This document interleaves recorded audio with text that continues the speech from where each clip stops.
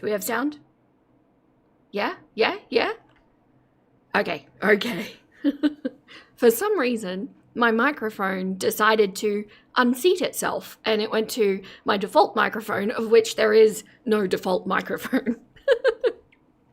So, welcome back, Nuggets. This mother clucker's got some thoughts. Let's ruffle some feathers and get into this live stream. Oh, look, we got there. It's fine. The start is not necessarily indicative of the rest of it. Hi, Neo, over on Twitch. Hello, everybody. Who have we got? LV, thank you so much for coming in and modding today. That's brilliant. And come in swinging with all of the links. I love it. Hello, Southern Benita. Hi, Veronica. Hi, Furball. Hi, Mau Mau. Hello, Dawn.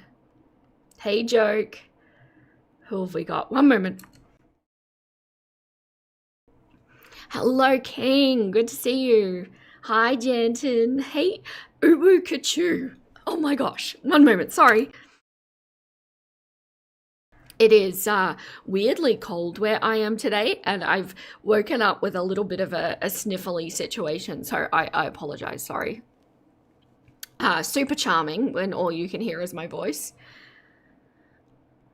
How is everybody today? Okay, cool. We got past it. Hey, Gwen. Hello, Shannon. Hello. Oh, Porcelain, is it your birthday? Happy birthday. So far, you're sat for a good time. I'm honored that you're here on your birthday to celebrate yourself. Can we get some happy birthday celebration, party hat Vera emojis, whatever you've got? Let's throw them for Porcelain. Don't forget there's a poll going on at the moment on YouTube for which video. For Twitch, if you want to do a vote, chuck in 1 for this 36-minute video and a 2 for this 1 hour 12 video. At the moment, YouTube is leading for the long one. Is that because you guys just want me to all be here for longer, or is it because something significant happens in that video? I did notice, because I follow the Rachel Snark subreddit, and somebody put up a post saying that Rachel forgot to edit something out of one of these videos. I don't know which video it is, and I don't know what it was because it got deleted by the moderators by the time I got to it. If anyone knows what it may be, please let me know. But at the moment, it's looking like we want the long video.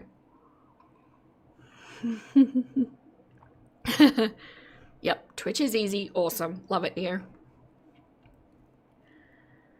A little from column A and a little from column B.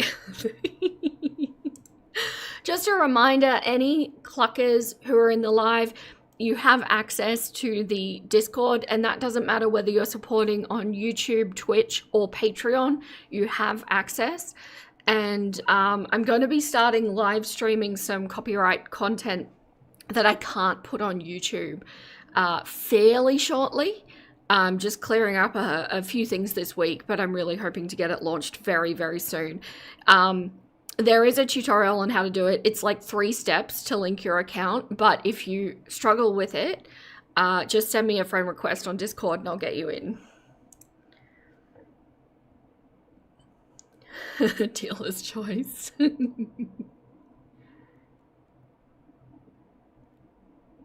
Is LV having technical difficulties? I don't know. Okay, all right, I'm gonna close the poll. It looks like we've got 63% for the long video, and I love that 8% of you voted for the placeholder that I had in case she posted overnight. Unfortunately, we can't do that one because it doesn't exist. I sass. Okay. All right, so let's get into this one. This one is the Amberlynn faces the worst roast in history.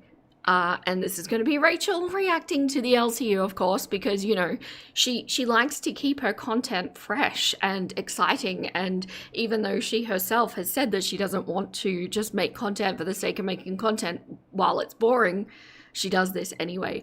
And I don't know, like, I have a limited amount of time to go out into the reactor space and actually watch a lot of what people are doing, but outside of Geordie and Rachel, is anybody relentlessly following Amber anymore? Because I feel like the vast majority of people, unless they're doing retro reacts, the vast majority of people have turned away from this. Oh, Mel, if you guys join the Discord, you'll get a blueberry muffin recipe tomorrow. Yeah, we have a whole craft section dedicated to like a whole bunch of things. It's a fun Discord, it really is. And so far we're not pulling a Rachel, which is great. Hello, Yamano, welcome in. Thank you so much for joining the Clucking crew as well. I really appreciate that. A few smaller channels following. Apathetic, yeah. I mean, apathetic facts, of course, yeah.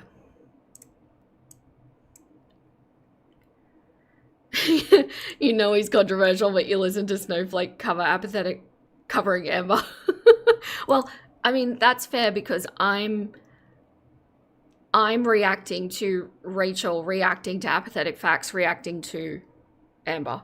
Oh, it gets very meta when you think about it. This is why I don't do a lot of reactor content. Like, Rachel is her own lolcow of sorts, so yeah. Thank you so much, LV. LV just linked the tutorial to get into the Discord. Tutorial makes it sound stupid long. It's not stupid long. It's very easy to do. So if you need a hand, click on those links. All right. Shall we get into this one? Let's see what Miss Rachel has to say for herself. Hello, some stuff's happened. Let's talk about it. So Tech, who is Amber's co-host on Lolcow Bus, who's had a, I would argue, like love-hate relationship with Amber. I reckon he fucking hates her deep down, but he has to kind of... Have you noticed the last few videos, she actually starts off sounding really fast? Like, I don't know if she's speeding up her footage. I just did a check to see if it was my playback speed. It is not. But I've noticed that by the end of it, she really like slows down. So I don't know if she's doing it on her editing, maybe just to get through the intro bit. Maybe she gets complaints about it.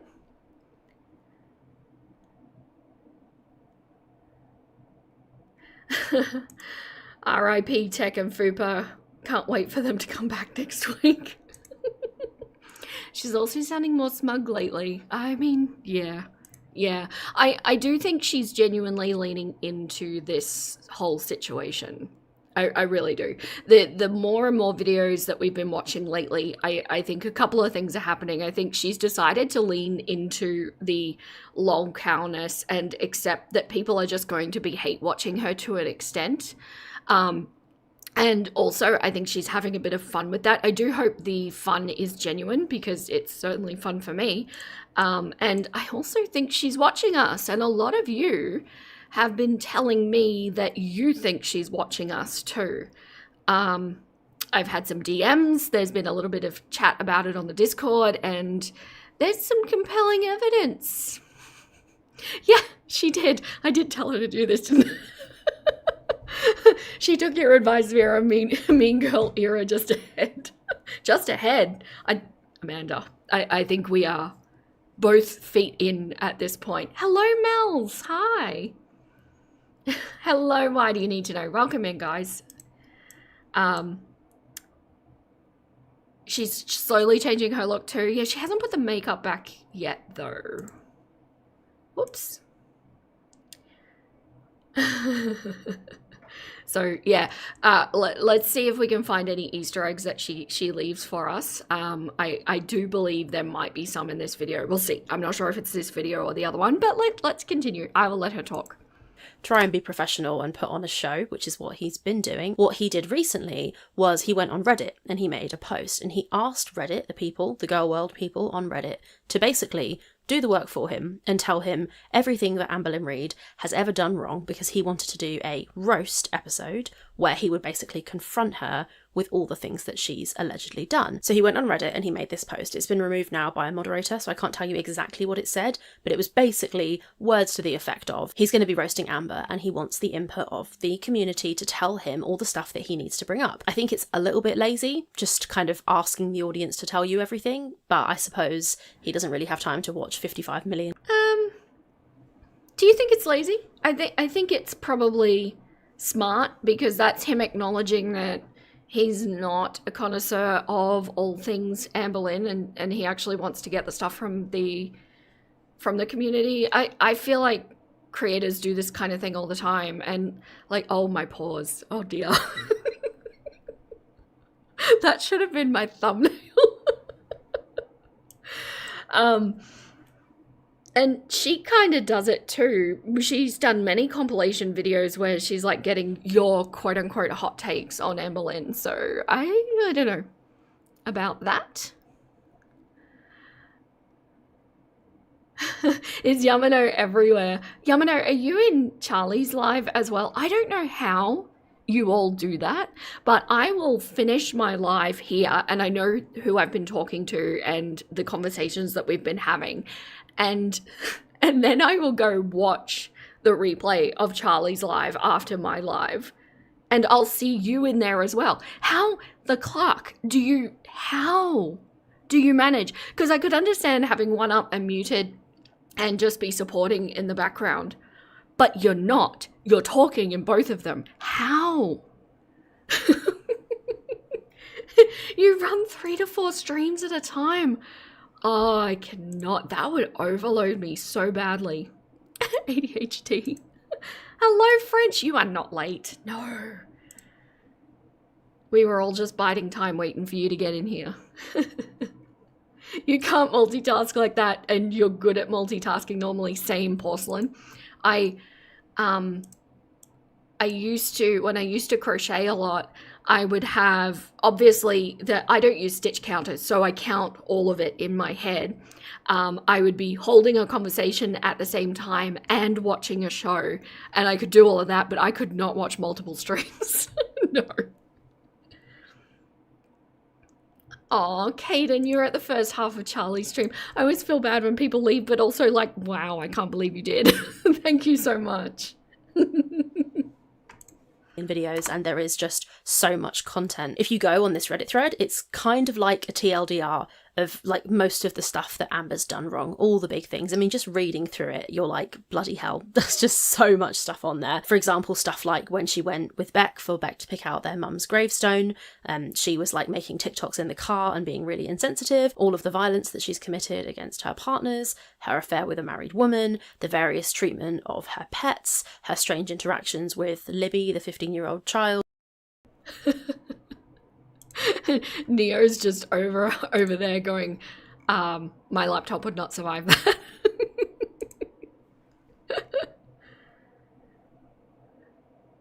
Hello, is it cool? Oh, I'm gonna butcher this. Cool Sire?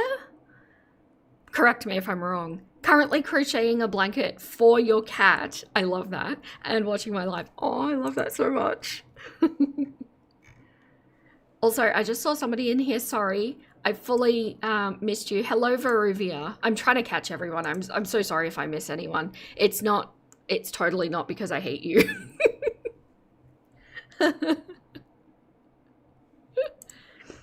Etc, etc. There's so many things. There were people who did just comment the stuff that they could think of that he needed to address, but a lot of people commented things like, basically, are you going to do this seriously or not? And one of the top comments was, the main question is whether you actually mean to do this properly or not. Plenty of people already don't like you because of your association with the LCU / your behaviour. If you just use this as bait to get the audience's favour, it's going to hurt you. And to be honest, I think it was a piss poor effort from Tech when they actually did the show, which we're going to watch in just a minute. Before we watch that, we're going to chat a little bit more about what happened, just so I can give you kind of an overview. So basically, they did this live stream, which we're about to watch. I'm actually overall reasonably disappointed with what Keem has done with Amber being on the LCU.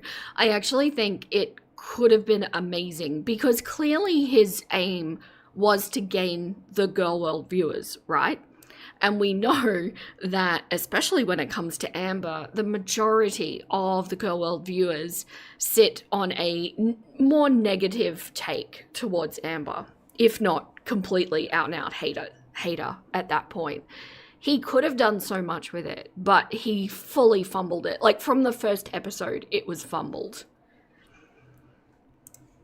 And a portion of, anyway, we're not going to watch the whole thing, but they do the live, and then during the live they sort of realise that they haven't, as far as I understand anyway, they haven't addressed like a bunch of the topics. So they say, oh, become a member and watch the members live stream. So then they did a members only live stream. Within that members only live stream, there were like 4 key kind of pieces of Amber's lore that were like discussed, inverted commas discussed, quote unquote, discussed. It wasn't really none of it was like properly addressed, but Amber did say a couple of bits. Because this is behind a paywall and it's members only content, I can't play you what she said, but I've written down the key parts of what she said, so I'm going to tell you like exactly word for word what she said about these 4 things. So they basically...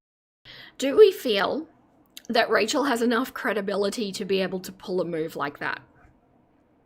You can trust me, I've written it down, I totally got it word for word. Now, I think it is ultimately provable, and I do, for the record, believe that she is going to do that. I'm just floating the idea that maybe somebody like Rachel just doesn't have that level of credibility or trust with her audience.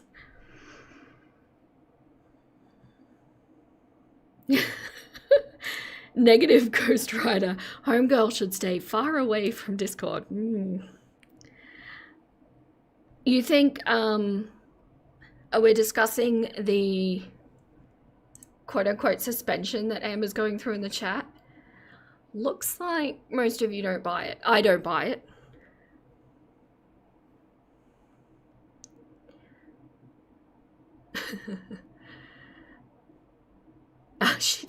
French. She doesn't have enough credibility to tell the weather. Jeez. That, French, is a brilliant example of what I would call a creative and intelligent insult. I love this. This is what I aim. If we're going to do hate, if we're going to be negative, let's be clever about it. I love it. Basically pull a bunch of people, or attempt to pull a bunch of people, into a members only live stream because they're gonna really unleash it on Amber and really give it to her, and then they fucking don't, basically. So people are saying that it's a scam. I get what they're saying on that, to be honest. It was like the worst roast of Amber I've ever seen be attempted. So these 4 things we're going to quickly cover very, very shortly, what Amber said about them, because they're kind of like big moments in the Amber. I just want to make an observation about Rachel. I actually feel like she's seeming a lot more relaxed and a lot more comfortable in this video. I don't think we've seen this from her in quite a while. Maybe she is legitimately making peace with it and just leaning into what she's got to offer.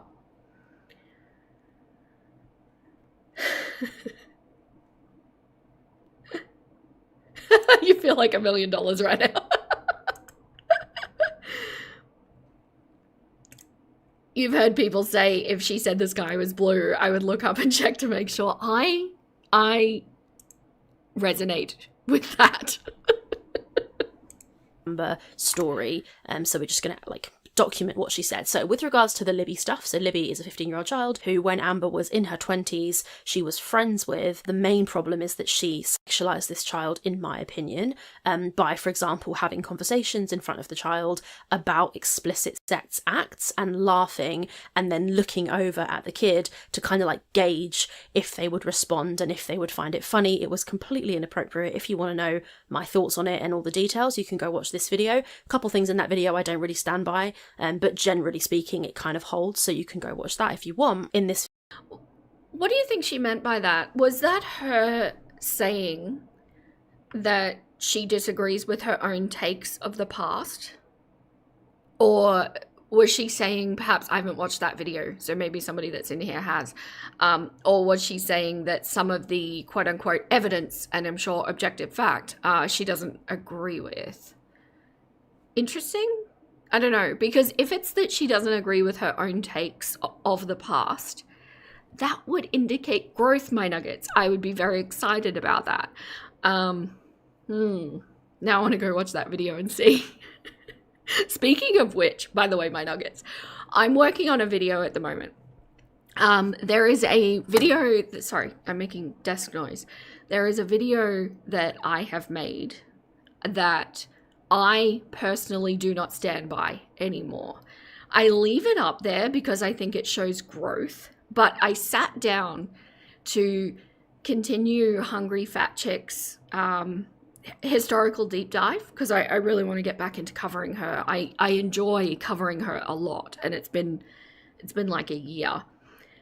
And I'm sitting there doing it, and I've just got this video that I'd made in the back of my head just gnawing at me. And I'm like, you know what? I'm going to take that video, I'm going to edit down the parts that I don't support myself in anymore, and I'm going to yell at myself like I yell at Rachel.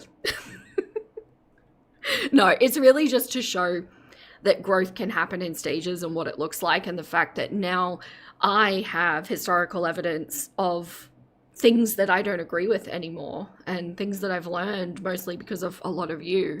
And yeah, so anyway. Oh no, don't tell me it's buffering. A pain in the axe. No disrespect, but I clucking hope it's your internet. I don't want that anymore.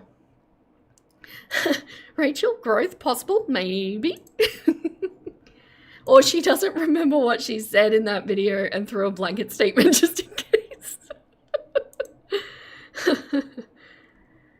Like trying to cover it so I can't pick it apart, maybe. It's fine, it's not buffering. Oh, thank goodness. You love a good self-react.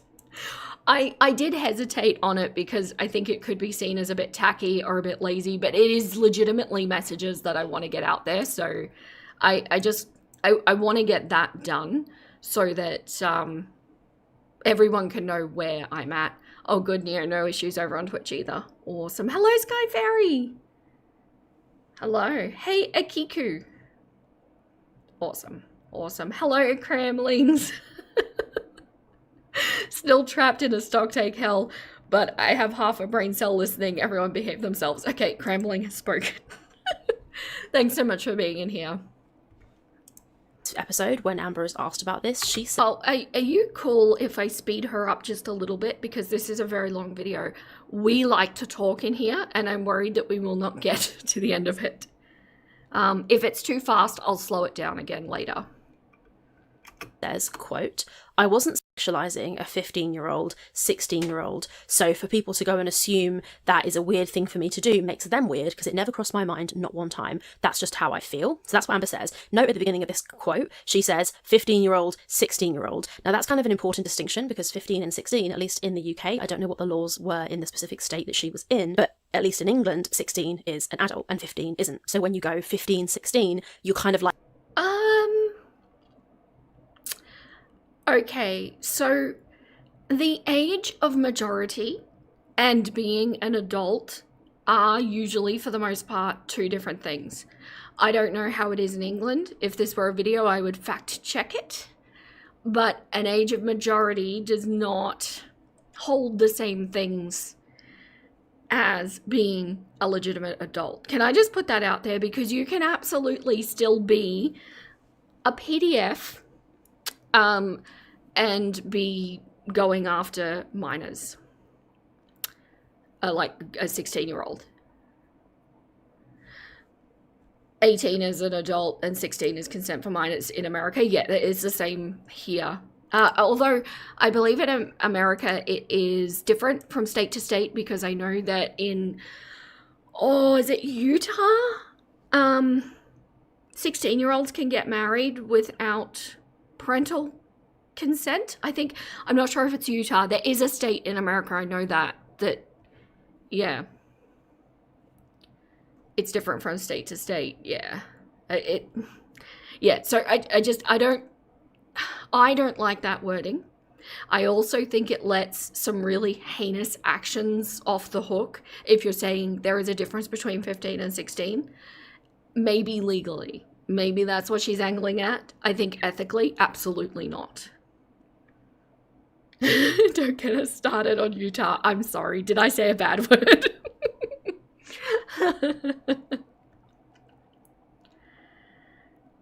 there are Romeo and Juliet laws. So would that be if both of them are underage? But probably Utah. Hello, Watermelon Seed. Hey, Pain in the Axe. Also, hello. Sorry, I saw you come in. I don't know why I didn't say hello. I'm rude. You think Hawaii was pretty low for the longest time? Yeah. I mean, what's new? I don't like the way Rachel said something. I'm sorry. I'm really trying to give her growth era and it's not happening. Hello, Be Like Water Baby.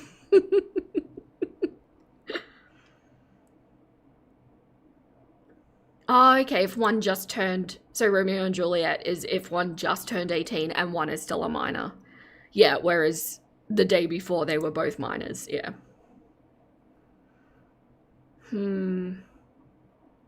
Child marriage is still a very big issue.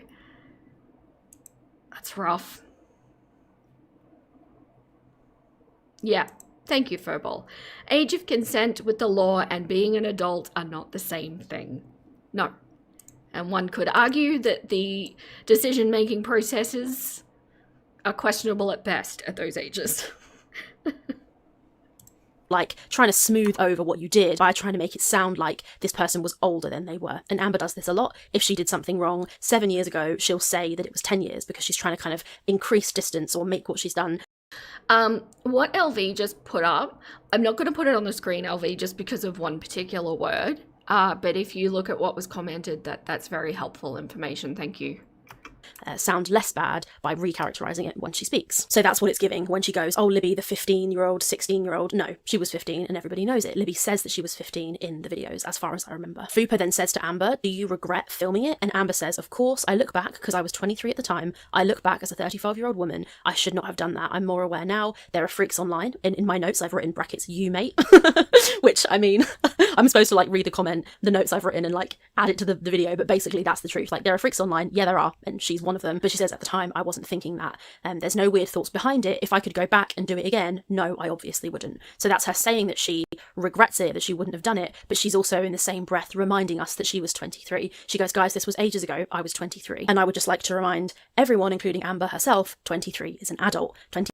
Yeah, okay. So I want to say something here, and I do not want it to be taken as an excuse that I'm giving to Amber, because I fully agree that her actions around this particular topic are disgusting and inexcusable. But I do just want to give a little bit of potential context, having gone through Arrested Development and how it can make you perceive things incorrectly. So without a doubt, I believe that Amber has Arrested Development. She exhibits all of the right signs, and I think the trauma, what she's gone through, it makes sense that it's there. It really does. At 23, it is possible, though inexcusable, that she was actually relating to a 15-year-old on a level that she felt like they were peers. Again, not an excuse. Cannot express this enough. It may have led to her feeling like she was being quirky and cool, and she had a friend and she was being inappropriate with that friend, not actually having the wherewithal to process that she's speaking to a full-on child at that point. So I actually still have a version of this myself. Not to 15-year-olds, just putting that out there, don't clip that. But I'm 40. I still, even though I've made a lot of progress and I've done a lot of growing up, and for the most part, I am the adult in the room, but I still look at other 40-year-olds and go, you are my elder. Do you know what I mean? Because I feel like they've probably had children and things like that, so they've got life experiences that I don't have, which might be causing the disconnect happening.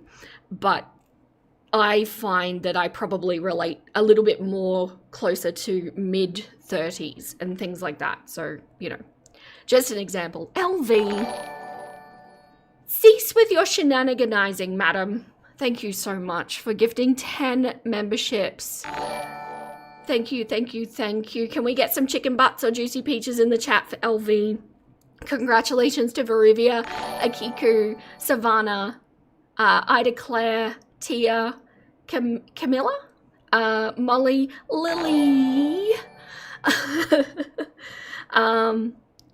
Jamie, I think, and Sammy. Congratulations, you've all been gifted a membership and you have members only content. Look for the playlist, not for the members only content explicitly, and you've got access to the Discord. Thank you so much, LV. I appreciate you. More than you know. Look at all the chicken butts.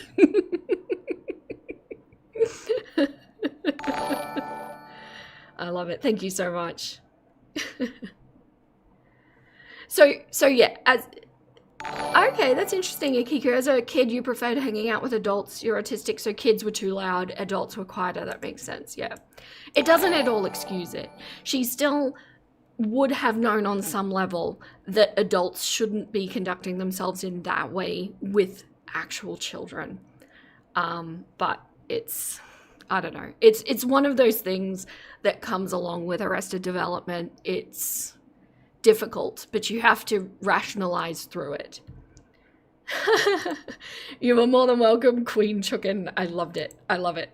I particularly like your Feathered Queen. I think that is the best name that a nugget has ever given me to date. Either that or Mother of Chickens. Really love that.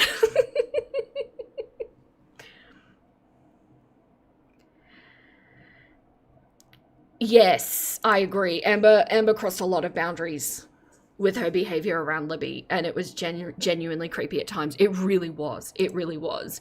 And having also been in that situation, I can say that at 23, I absolutely was not friends with teenagers, nor was I being inappropriate with them. So that's why I say it's not an excuse, but it can help put it into perspective. Feathered Enchantress. Janton. Yes. Can this be my new name?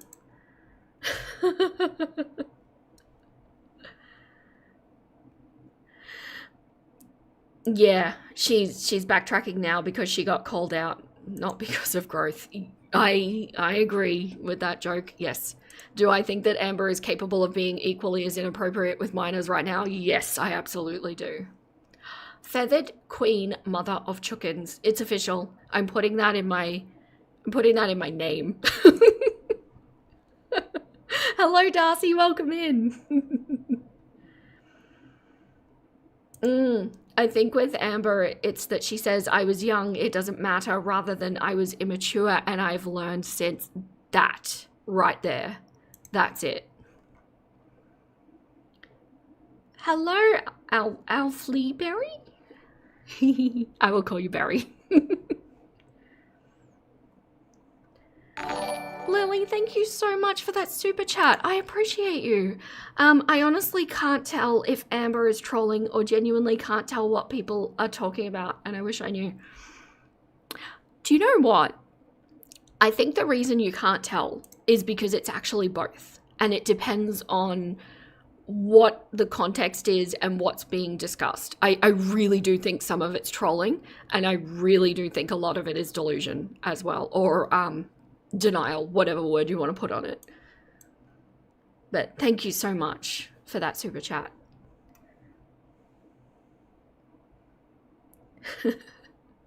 Still getting juicy peaches. See, I love this. This is a good a good chicken butt variant for those who don't have access to the emojis.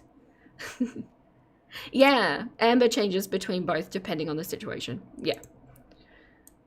And I think it would be unlikely that she hasn't learned anything at all in the last 14 years. I'm sure there's been something.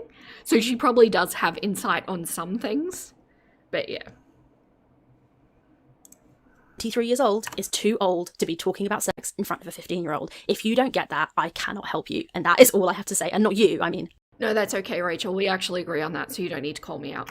Amber, and I suppose you, if you think it's fine to talk about sex in front of a 15-year-old as a 23-year-old adult. So that was Amber's piss-poor attempt to address the Libby situation. Once again, it was just deflection. She didn't really take accountability and just go, you know what, yeah, I shouldn't have fucking done that. And also, they're talking here specifically about a clip where Amber is filming Libby showing her swimsuit, and Amber goes, oh, show us, it's in this video if you want to watch. It's not. Yeah, I remember this. This is really not good. It's really not good. I mean, just the sheer having a 15-year-old's face on your YouTube channel, just that in and of itself is inappropriate. And then this whole bikini thing, no.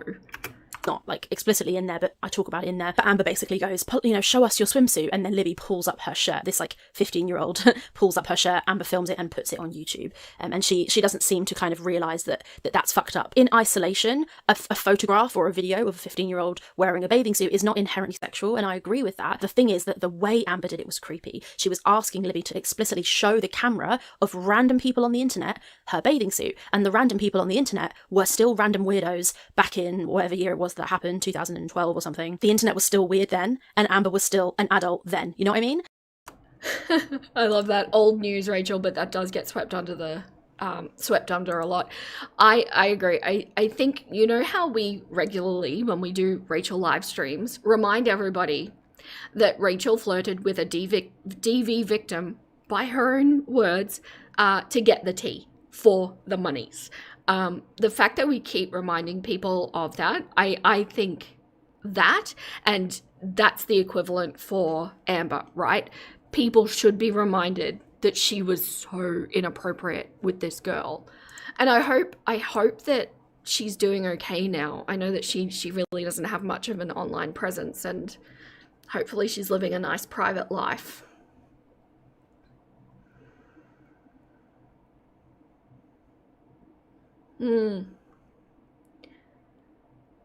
You did that once your niece came to you because she had an interest with a guy and wanted advice on being with someone. Your response was that I had no experience with it. End of conversation.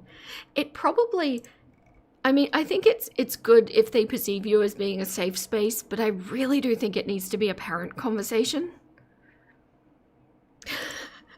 Are you okay, Kaden? Can't believe I agree with Rachel. No, occasionally she says the good things. Occasionally. It's the bits in between the good things that we're here for. Yes, I'll wipe my tears with banknotes. She is empty and greedy. And at present trying to convince us all that she's changed and she's totally not doing things for the money. And I think that's why she's talking about having a job and having success with her job so much, because that then says, oh, that's where she's getting the money from. That has the money focus. So this is a hobby now. Now she's doing it for the love and the purity of it. Madam, no. No. You do not change your opinion of money that quickly. That is a process. It is a deprogramming, and no, I'm not buying it. It's a cover-up. But also, it's not just that, it's the fact that when that happened, Amber had also done a bunch of other really weird stuff, like making comments about Libby sleeping in a bed with her and her adult girlfriend, filming Libby when she was in the shower, and as I've said, making comments, sexual comments about Libby having a potential relationship with an adult man called Nick. More about that in this video as well. And also there was the fact that Amber... Oh yes, I temporarily forgot about that. Yeah, that was gross. Talked explicitly about sexual acts that she and her adult girlfriend were taking part in front of Libby when Libby was 15. Like, it's gross, it's always been gross, and all Amber seems to want to do is defend herself and deflect. The next thing... Do you know where it kind of puts my mind? Because the context of this that we're talking about is Amber was essentially trying to set up a quote-unquote love connection with this minor child and a grown-ass man, adult male. And where my mind goes, totally inexcusable by the way, but where my mind goes is it's almost like contributing to the corruption of a minor. And why would you want to corrupt a minor? And where my mind goes is it because Amber was a corrupted minor? Is she essentially perpetuating the trauma because it makes her feel better about her situation? She could just be absolutely disgusting, don't get me wrong. That's totally, I'm just spitballing here.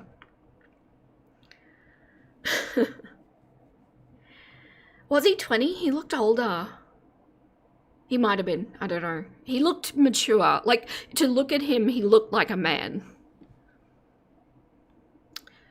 There's a channel that just dives into Amber's past, like old Facebook and Tumblr posts, and comparing them to her content she uploaded and her stuff on the LCU. She really hasn't changed much from a teen to now.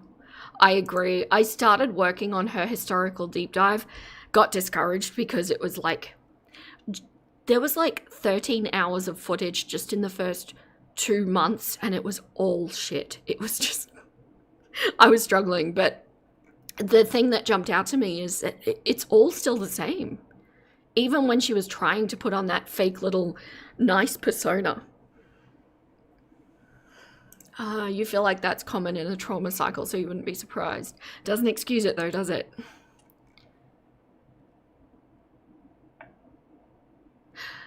Yes, that's valid too, pain in the axe. Let's not forget that she discussed in detail how girls have bedroom fun time, yeah, or adult spicy time with actions.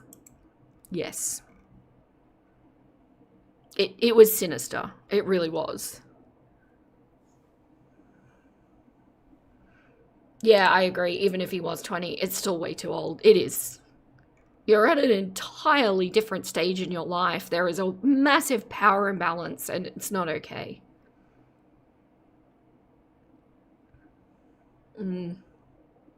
It gets under your skin how much ALR lies and tries to walk things back. You despise liars. Yeah. Amber used to state, no, words have left the building. Shall I try again? Amber used to say stuff like, I feel more like 16 than 23 at the time. Also admitted had a huge crush on Billie Eilish when she was underage. Yeah. Yeah, he was. Nick was also creepy around Libby too. Amber was so weird trying to hook them up. He has, like, okay, you get what I mean? If you are, I'm going to say female because I identify with the female experience, but I'm also going to include any vulnerable demographic who's not, you know, your typical, not a cis male, right? Hetero male. Although I'm sure they have their own experiences too, but do you know what I mean when I say that you can be around someone or look at someone and they immediately give you the creepy factor where you're like, this person is dangerous. I do not want to be left alone with this person because there's something wrong and it's scary as cluck. And that guy, just watching his mannerisms, watching how he was with Libby, he gave me the creep factor. Yes, makes your skin crawl. Yeah. There's something there. There's like something lizard brainy that makes you go, no. King, Clucker, you've got it honed in. Me too. I'm never wrong, unfortunately, about that.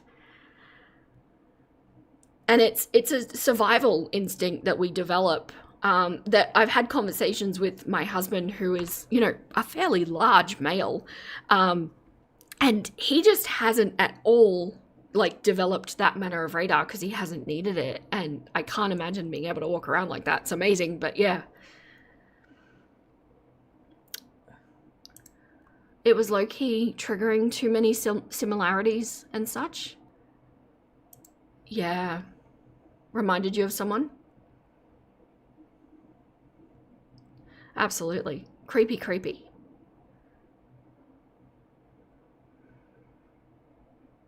Oh, I don't remember that, Pammy. They were playing the hand slapping game. I hate the hand slapping game. Just a side note, no. And he kept hitting her hands really hard. I hated it. Oh, nope. Not good, sir. Hello, Fnarg. Oh, my nuggets. Are you ready for this?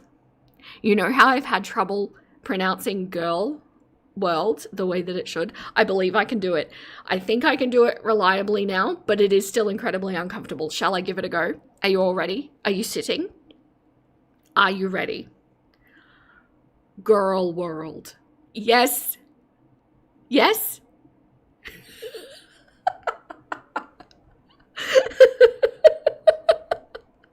Yay. And it's all because I was sitting in a Nikki T live. By the way, can we link Nikki T's channel, mods? Much better. Girl world. There we go. I got it. It's still incredibly uncomfortable, but I'm in a Nikki T live, and we're talking about drop bears, as you do. And then I'm like, I can say drop bear. Where am I placing that R? It's because of drop bears. We have drop bears to thank.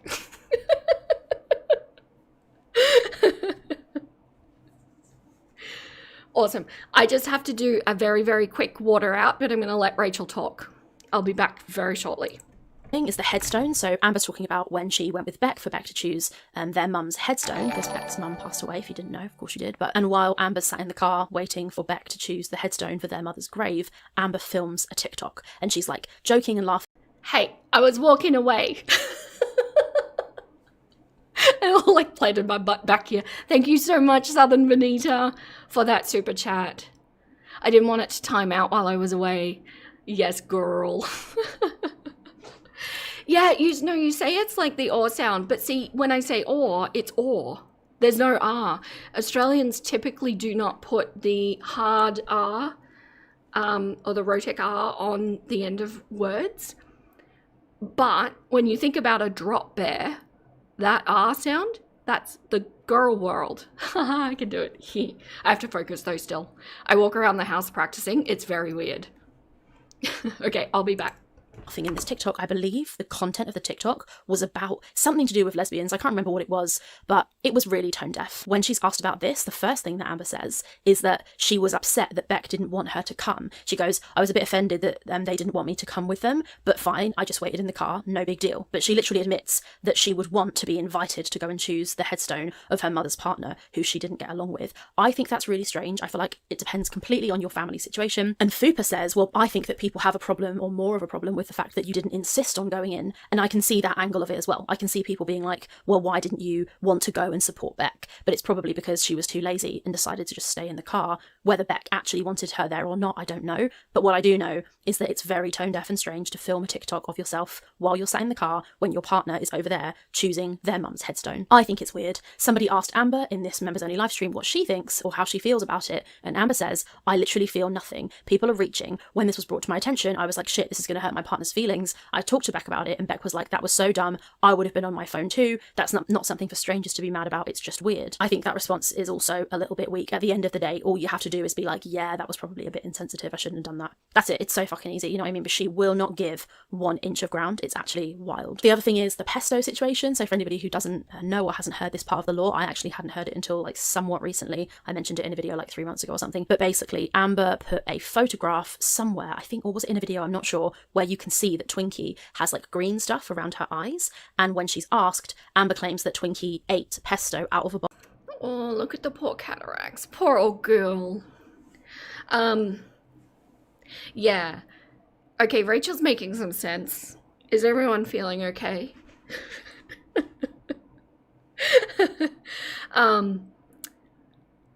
It does highlight, I just want to go back to the cemetery thing with the, filming yourself in the car and things like that. Amber's response does highlight that there has been zero growth there. So she's still not able to put herself, like Rachel, in somebody else's perspective or experience and be able to see, yeah, no, that's not good. Sorry, I was just reading near 10 out of 10 perfection for my girl. I don't know, lost it. Girl world. There we go. I do have to think about it though. It'll become natural. It's a practice thing. Broken clocks read right twice a day. Indeed they do.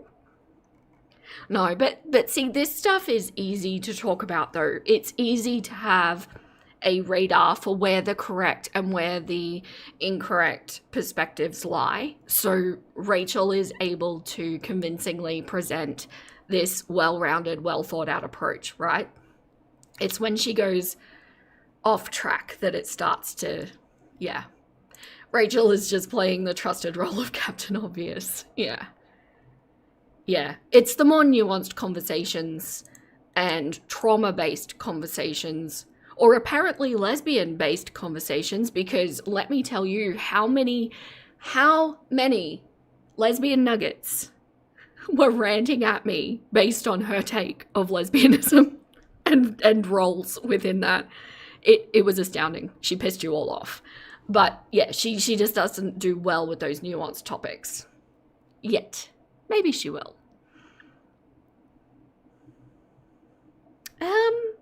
A dog's even supposed to eat pesto? I'm trying to think if there's anything in it that would be bad for them. I don't think so. We do not claim her. No, that's okay. Nobody claims her.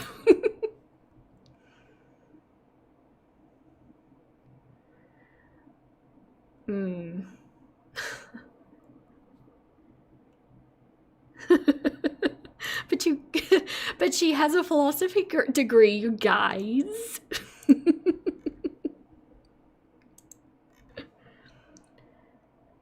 Yes, that's true. Usually pesto has garlic, which is toxic for dogs. That's a good point. Although it's not always including garlic, but I suppose bought ones would.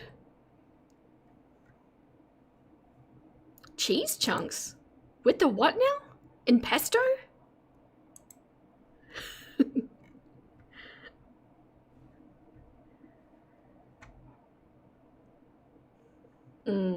Dogs should generally avoid eating pesto because it contains high amounts of garlic, which is toxic to dogs, while small amounts may only cause digestive upset.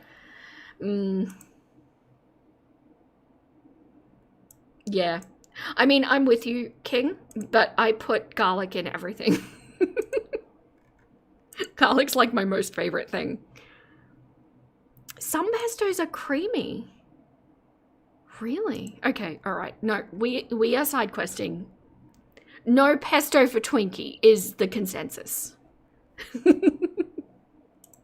Bowl that was on the table or on the counter, like out somewhere basically, not in the bin. Remember the pesto I had earlier in the day? I am so good about cleaning up my mess because I don't like a dirty. Oh, LV. Okay, do you ever do things that align with the girls? And then you have to reassess your entire self based on that?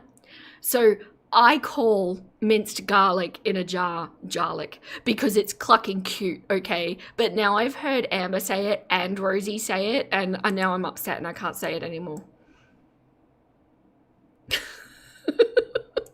Dirty apartment. That's not who I am. You guys know that. You guys watch my videos. I just don't like a dirty apartment. But when I ate that, I was kind of in a rush and I actually left my bowl on the coffee table. And while I was gone, Twinkie did get into it. And she's fine though. She didn't get sick. Her bowel movements are normal and everything like that. But thank you guys so much for like reaching out and being like, oh my God, is she okay? Because I was literally so confused. And then Oh, really? Oh, Verivia is making me feel better. Everybody calls it garlic. You're fine.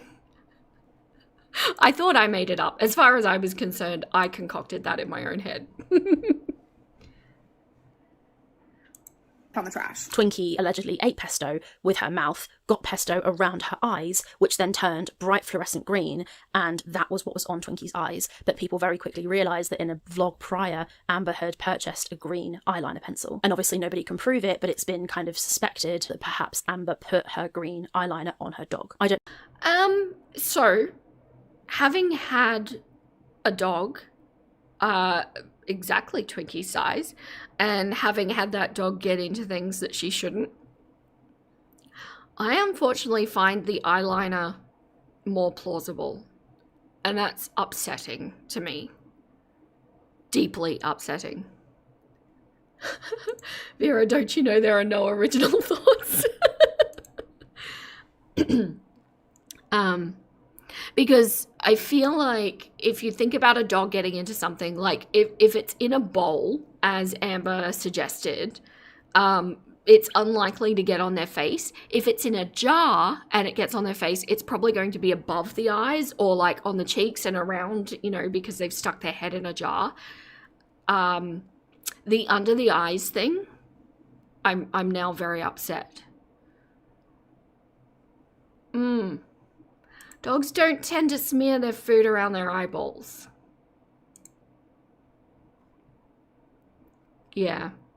And I had never heard that mentioned, and now I'm deeply uncomfortable. So we're gonna move on.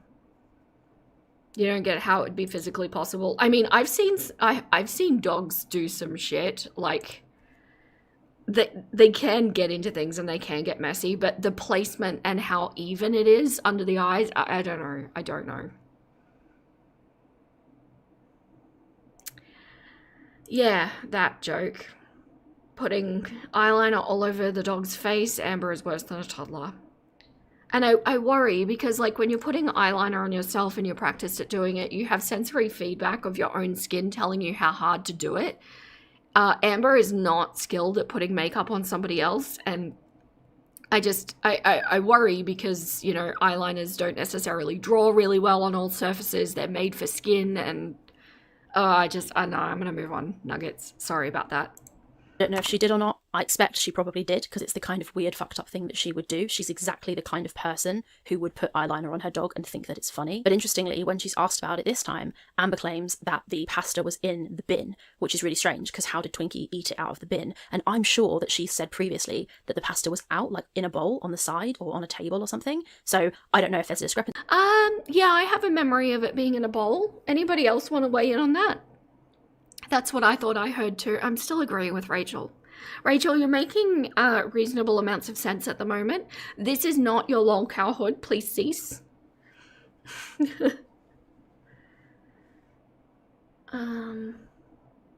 Oh, French. That's a good point. Pesto gets darker with oxidation when left out of the container. It goes brown.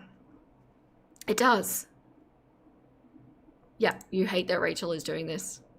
How dare you, madam, make us agree with you? Rude. Amanda, thank you so much. That's so generous of you. I appreciate you. Lurking for a bit, filling macarons. See, you know the difference between macaroons and macarons. Does that piss you off as much as it pisses me off? Anyway, and the boys' nighttime routine. Just wanted to thank you for your kind words on Discord.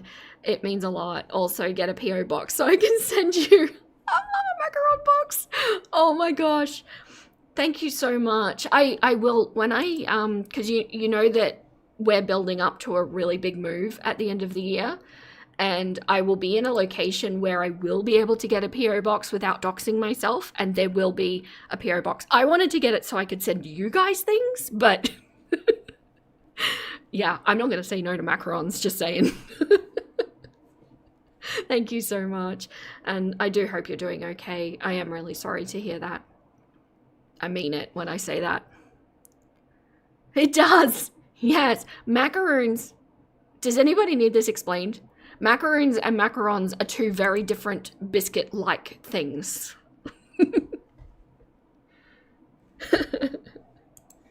There. And regarding Twinkie, I never colored her with anything. She got into my trash because that's what dogs do. I forgot to put my pesto away, and she ate pesto. And I actually left my bowl on the coffee table. But yeah, I don't think that happened. It's just not believable. And then finally, the fourth and final thing I'm going to talk about from that part of the live stream was the stuff about Beck's money. So somebody asks Amber about the situation with Beck and Amber keeping the $6,000 that Beck inherited from their mum when they passed away. And Amber has said a couple of things about this in the past, like not that long ago. She said Beck had access to the bank account and there was over 500 grand in the bank account that Beck could easily use. If that's true, it makes it worse because side quest on macarons. So macarons are the French kind of, because I was just, sorry, I need to read this. You know, there's a difference between the two, but you don't know which is which because people say it interchangeably and it confuses. Yeah, they do. Also, I don't eat them or pavlova or meringue texture. And you call yourself an Australian. Shame, Asha. No. So yeah, macarons are the French ones where there's like two identical pieces and there's like a little bit of cream filling or whatever in between. Macaroons are like a fluffy, coconutty kind of. I feel like calling them a biscuit is not even accurate because they're quite soft. They're somewhere between a biscuit and a cake. No, veggie. I'm officially retracting your Aussie card. That's shame. Next, you're going to tell me you don't like baked beans or Bunnings sausage sizzle.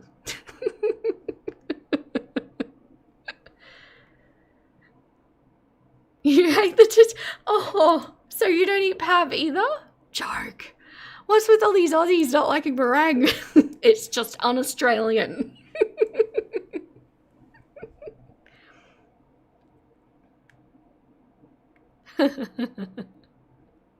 All right, continuing. Because if your partner breaks up with you and wants their mum's $5,000 back and you've got 500k in the bank, you're a fucking prick if you don't chuck them 5-6 grand that they have because their mum passed away. Also, arguably, if there was that much money in the bank and Beck's 6 grand went in, the amount of money in the bank is so high, nobody's really specified who's paying, like which money is being used when they buy stuff. So when Beck then moved out and wanted that money back, Amber should have just given it to them. It's like unbelievably cunty that you would admit that you had 500k, but you wouldn't chuck your partner their 6k back that they've got because their mum is not alive anymore. Like, what the hell? And then when you put that hand in hand with what Amber said recently in a locale bus, or it might have been on Hero, it was on Hero, I covered it in my previous video. Amber says, when Beck told me that they needed money for a U-Haul, I laughed in their face. And one time my ex needed money for a U-Haul and they didn't have money and I just busted out laughing and I could not stop, but nothing was funny. It wasn't funny. It's just my body was like laughing. It was weird. I don't know. The idea that a famous, relatively famous, successful YouTuber with at least 500k in the bank would laugh at their abuse victim when they come to them having finally managed to extract themselves from the relationship and then say, hey, can you chuck me a couple of $100 so that I can get a U-Haul so I can move away from your toxic ass? And you, the YouTuber with the 500k, laughs in the face of that person like you are. Sorry, did I just blank and zone out? What proof do we have that there was 500k in the bank? I mean, don't get me wrong, this whole situation with Amber and Beck, absolutely appalling. And for Beck to even have to ask for money, you know, essentially, I don't know what the laws are in US, but here they would have been considered a common law marriage, which means that technically Beck would have been entitled to half, especially since it was provable that she was like in the especially since they were proven to be in the lives regularly, so doing quote unquote half the work. Hi Veronica. How to know Veronica is in the chat. We get reminded the DV is T. Hey, don't worry, I did that for you earlier. Yeah. Absolutely appropriate. Thank you so much. Yeah. She said she was rolling in money every month. I don't doubt there was a lot of money, at least going through the bank account, but yeah, I don't know. I just detected that there was facts being said there, or at least like facts, but as far as I knew, we didn't have proof of that. Common law marriage probably varies by states. Not sure how it works in Amber State. And to that point, was gay marriage acknowledged at that point? I don't remember when that came in for America.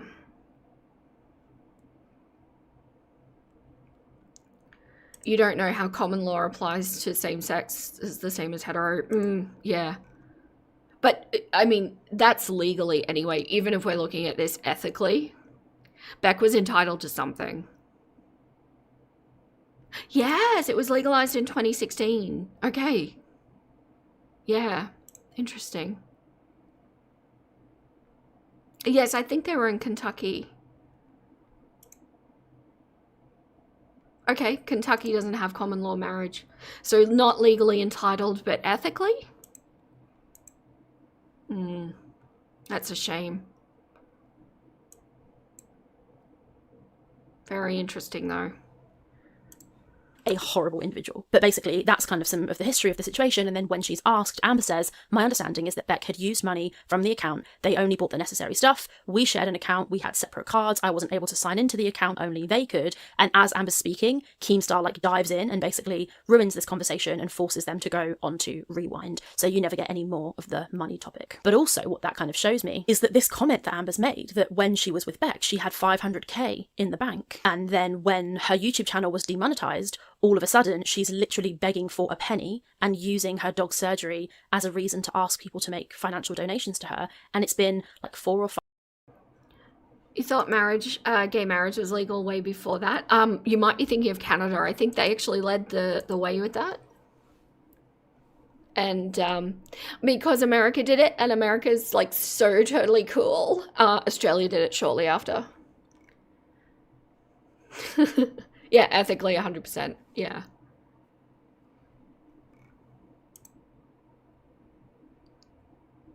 There might be less protections just in general, regardless of hetero or same sex. Yeah, if they don't acknowledge common law marriage, then yeah.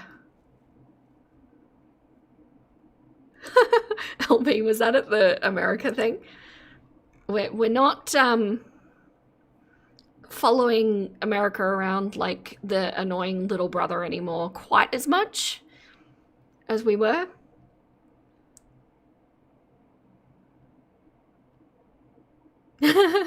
But yes, we did finally something we can be proud of. Yeah, that and legalizing marijuana. Canada really was ahead of the curve.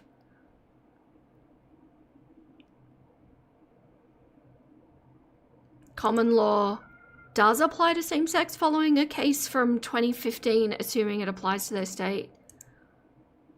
Netherlands did it first in 2001. Awesome, Netherlands. Okay, no problem, Pain the Axe. Thanks so much for coming in. See you, Janton. Thanks for coming in. Yeah, that's very, very interesting. So even though whether they were entitled legally is a grey area, but I think we all agree that ethically there was something there. And just, I mean, really, Beck should have been able to just walk away with that inheritance money for sure, but they definitely shouldn't have had to have been begging for money for the moving truck. 5 years, and she's been earning money in the meantime. So all I heard from that is that she had 500k and now she doesn't, and she's bought no property, no investments, made no savings, doesn't have a vehicle. All she has done is basically eat that 500k, and to me, that's fucking crazy. I know. Oh, good point, Southern Benita. She was due. Sorry, frick. I don't have a problem with reassigning pronouns when it's still a she, her, or he, him. I struggle with they. It's just a lack of practice on my behalf. And I'm so sorry if I'm offending anyone. I really, from the bottom of my heart, do not mean to be clucking this up as badly as I am. So please bear with me. It's just a brain issue. But this is a good point. They were due wages at minimum plus the inheritance. I agree. You forgot to. Yeah, no, it's fine.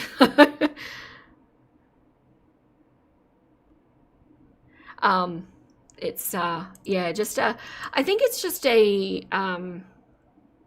because my brain wants to go to they as being like a plural or an unknown, but I should remember the unknown thing, right? I don't know. I'm doing my best. No offense meant. You can tell that I don't mean to. Yeah, but I feel really bad about it. I do. I genuinely do. I think I can do it better as well when I'm not focusing on everything that is alive, and it's like your brain kind of goes on autopilot for a moment. That's a problem. Yamano, thank you so much. I appreciate you. 5 gifted memberships. Congratulations to Fnarg, Ploppy Plops, Emma, Chantel's, Cigarette, and Raven. You are all Cluckers now. Congratulations, you have access to the Discord and members only videos. Welcome. Can we get some chicken butts and juicy peaches in the chat for Yamano? Thank you. That's so generous.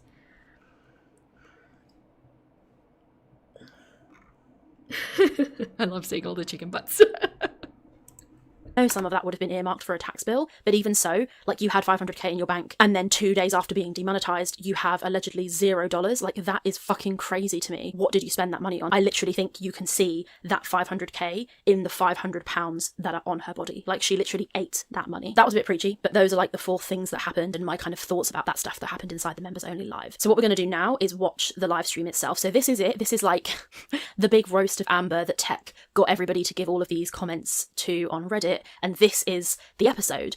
We're supposed to see Amber get roasted. And of course, it doesn't happen. It's a little bit of a fail, but there's enough in there that it's interesting to talk about. So that's what we're going to do. I hope everyone is excited for today. Keem has been all over the LCU talking about this whole episode. Hello, Birch. I am an Aussie. Welcome in. So being the last episode for both Tech Protect and for Fupa Cheese. I know there's been a lot of heat, a lot of anger online. Oh, this is just a fucking cash grab. They're going to stay here. There's been a lot of issues about us doing the show, asking for money, begging for money for content. Not happening. Whether you donate today or you don't donate today, we're doing our expose. We have... I mean, that's exactly what has been happening this whole time. They've literally been begging for money the whole time. That's what every episode of every show of the LCU, at least the ones I've seen, granted I haven't seen anywhere near all of them, but it's very much that's the business structure, or sort of the plan is they piss the audience off, they set a goal, and they try and get money out of donations out of people. Yeah, you know what it really is, what it's reminiscent of? A boomer interpreting how TikTok works. That's essentially what Keem has done. He's recreated the gamification that TikTok has so perfectly integrated in a very scary way. It's very good. But he's kind of taken that and then made it really shit. Like, really shit. But in all honesty, I don't know how you all feel about it. I am less perturbed about the e-begging because I do feel like that's kind of become normalized. I am much more perturbed about the lack of gratitude towards the money that is filtered through to them. And people spend obscene amounts of money on these channels and in this universe, and it is so astounding to me. I'm never going to tell anyone how to spend their money. It just grates. I wish that people could find a more productive way to spend their money.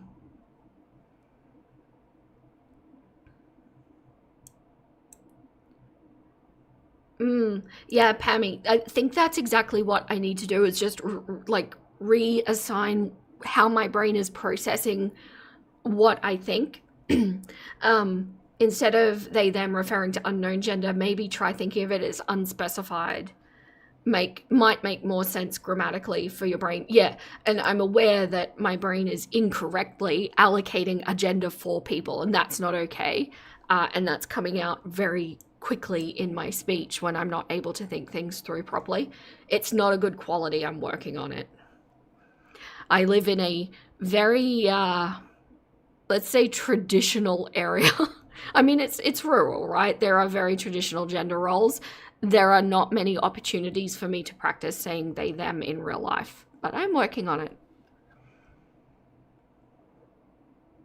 it. We are so done with the LCU era. It sucks. Lazy Lynn needs to get her channel back. I agree. But like at this point, I don't even know if I would want to continue covering Amber, because like, are we just going to get LCU Amber for a while? That's not good. Mainly due to anger and like hate donations. It stopped working as much on the Girl World audience at the very least. Nothing left to fight for. Amber has bullied her way directly into removing both me and Fupa from the show. She can't work with me. She can't stand me. She thinks that my autism is fake. She thinks that my girlfriend will leave me, that she doesn't love me. Sorry, my fiance. It's kind of funny that everything that Tech is saying right here is all stuff that Amber is terrified of. Like, Tech is saying, Amber thinks that my girlfriend's going to leave me, that nobody loves me, that my girlfriend hates me. That's all the stuff that Amber is most terrified of. And it kind of shows that what Amber's actually done is projected all of her insecurities onto the people around her. Just thought that was kind of funny. Okay. Sorry, I know you don't have one, Amber, but I have one. I want to address something So that was a little, sorry, I cut kind of a bad moment there, but it's just funny because he like digs. the donation really dropped after the 7K scam. People paid for Tupac and they got a cat lady and whatever his name is. Yeah, I mean, how many times are you going to be scammed before you stop doing it? But I will say there are a handful of accounts that regularly donate at very specific times that I highly suspect are Keem. So how much of that 7K actually came from real people's pockets, I don't know. But what I do know is it's probably far too much of a percentage of it. Tupac. Oh, sorry. Yeah, Tupac. Never mind. Thanks, LV. Don't forget to like the stream and make sure you're on live chat. Why does Top Chat even exist? Who even uses it? Amber out for not having a fiance. Yeah, she doesn't, and she likely never will, I don't think. I've seen a few times in the chat, the 7K scam, that wasn't a scam. We literally told Keemstar that he's on record, he's on video saying that if we made that goal, then we would keep tech on until at least the end of April. You guys have talked to Keemstar about that. I completely agree. I think tech should stay here until May, at least. But I want you to stay. I like working with you. And that's that. I think she should stay on Hero and leave. Side quest because I saw drop bears. I just got to the talking point about drop bears, and then you'll get to this bit and go, hey, my comment was read out. And I got to bring up my friend in Brisbane and their second husband who moved there from Manchester, England. Friend tried to warn about the magpies by the library and how it was swooping season. And they especially hate bicyclists. He didn't listen. He thought it was a drop bear kind of deal. I love that. I love that so much. Fun fact about magpies. So magpies swooping are a really big problem, and like school children everywhere fear them. But weirdly, it's been studied, even though the magpies in Tasmania are the same, you know, family of magpies that live on the mainland. For some reason in Tasmania, they don't swoop. They're not aggressive. It's been studied and they have no idea why.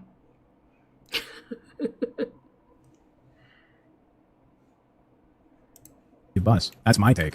I don't think Amber can put on a show on her own ever. I think Keem was right. Yeah, she can't. She's got no entertainment or star quality, and it was really obvious on her own channel because the views were tanking, but also you would watch that content and just be like, what the fuck am I watching? It was so dull. Come to think of it, I was watching a Jawbone video recently. I recommend you guys all should go watch it. It's this video here, Jawbone. My nuggets. I'm gonna do a Where Are They Now 6 months later after React-Ageddon. Yeah, you know what? I'm going to give Jawbone some credit because he did say at the time that where he comes from, you don't abandon friends just because they did something wrong, you know, and they're in a time of need or whatever like that. I do respect that. And I said at the time in my video, I respect that he stands by that. The only problem is you will get tarred with the same brush as your friend. But if that is an ethical and moral line that you hold, then I respect you holding that. I don't necessarily disagree with it. But he's holding in there. Oh, is he holding in there?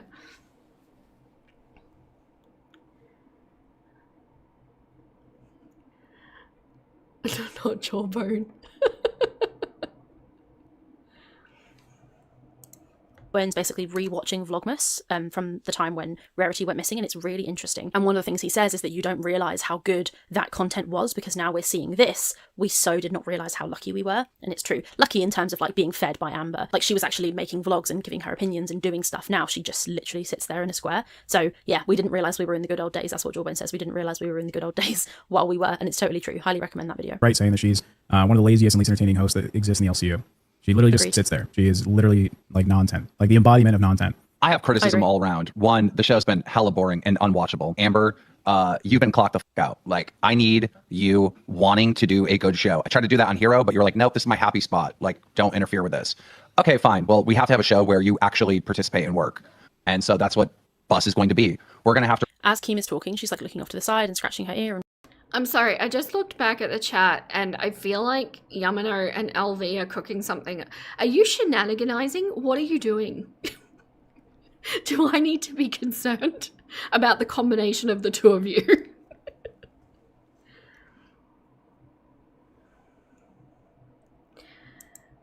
Just a different creed to live by and maybe a bit of a personal definition of friend.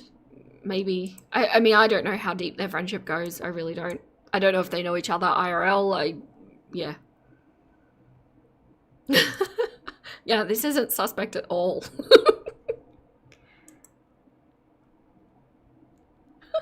I'm trying to... No, see, what happens is the chat moves too quickly for me to catch everything.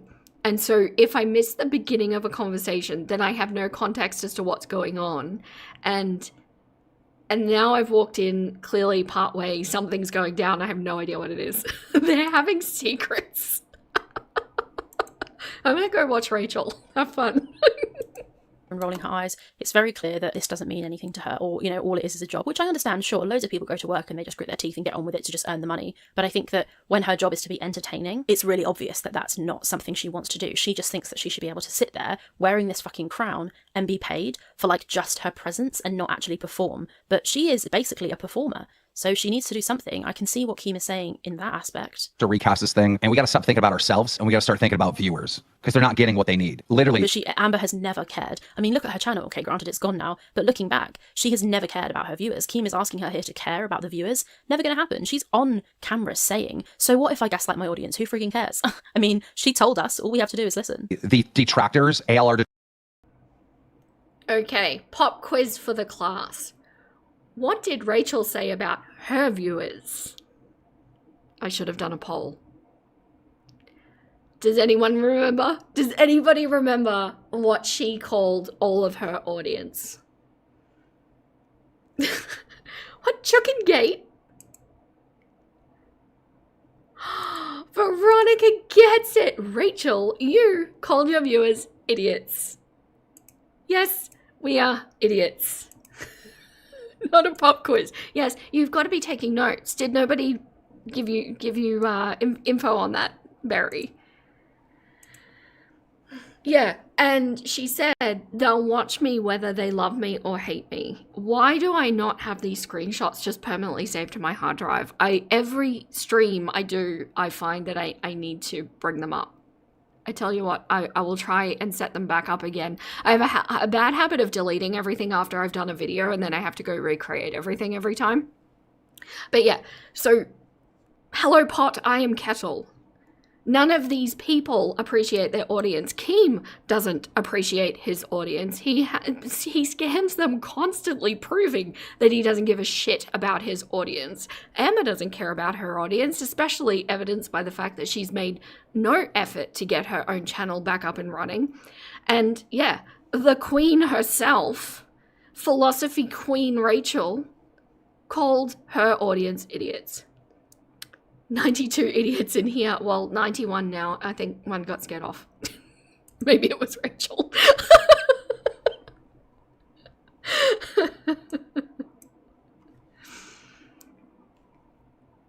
Yeah, good point. Also, hello, Atlas. Every video Rachel makes, she contradicts herself accidentally, draws parallels to Amber.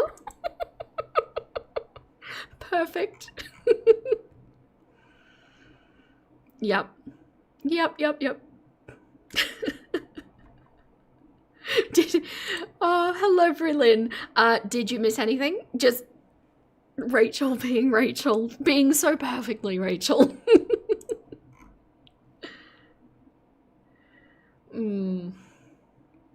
At least she didn't call her viewers despectful.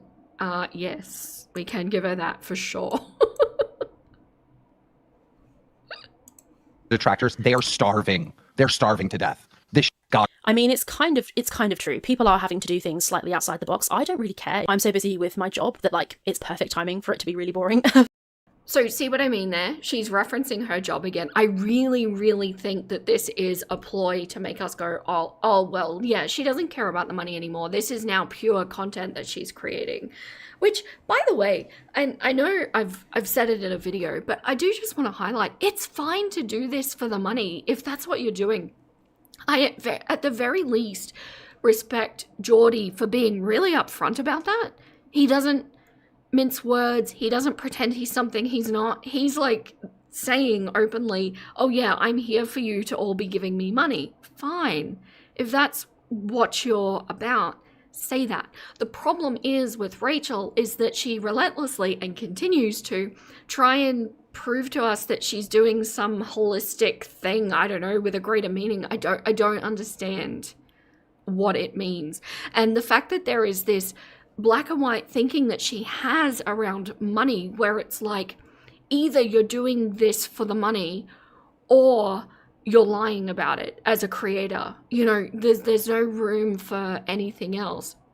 And just because I'm getting some revenue for the content that I'm providing all of you for whatever means of entertainment you want to get out of it, does that mean that I would never do it if that money got taken away? Like, absolutely not. Does it make it any more impure? All it means is that I'm able to justify more time to creating content for you. It's just her perspective on what money is so incredibly warped.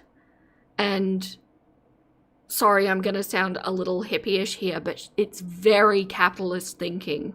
There's no room for it being what it is as just a tool in life. It's just a great kind of even space, because when you're operating on something like barter, for example, if you did some garden work for me and I had eggs to give you, then that's great. But what if you have chickens? You don't need my eggs. So then money comes in handy because it evens everything out, right? Yeah. That was a small rant. Sorry about that.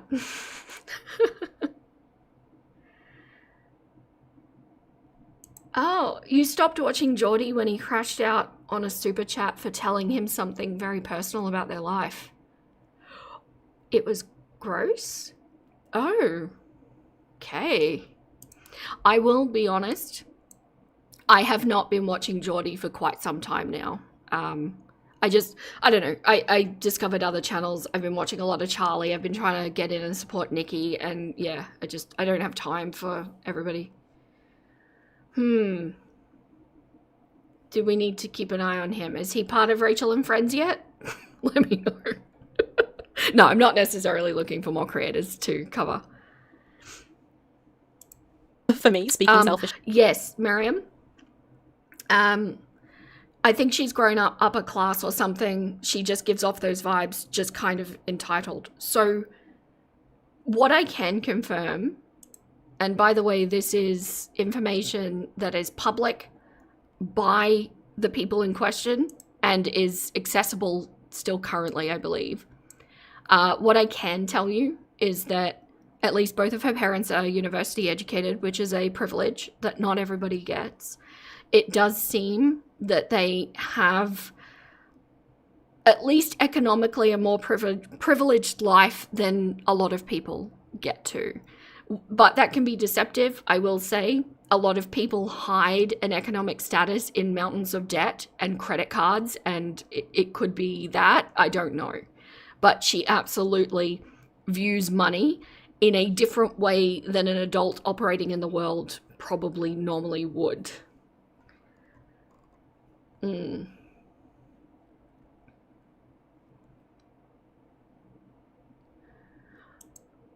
Just don't super chat him something like, I had a hard day, my stepdad did X and Y. He just crashed out saying, I'm not your therapist. Oh, was this recently? Because I used to watch all of his lives and I don't remember. Wow. That's rough. I like to think that I've built up a really nice supportive community here, and sometimes some of you apologize for trauma dumping, and like I welcome you. If you're ever hesitant, if you've ever had that experience with another creator, you're welcome to bring your shit here. This is what we do. I bring my shit to you.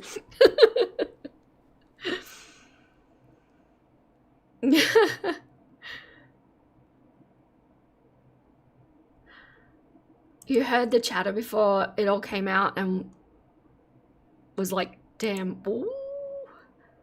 We all seem to have gravitated via algorithm to the queen took an enchanted feathered chicken.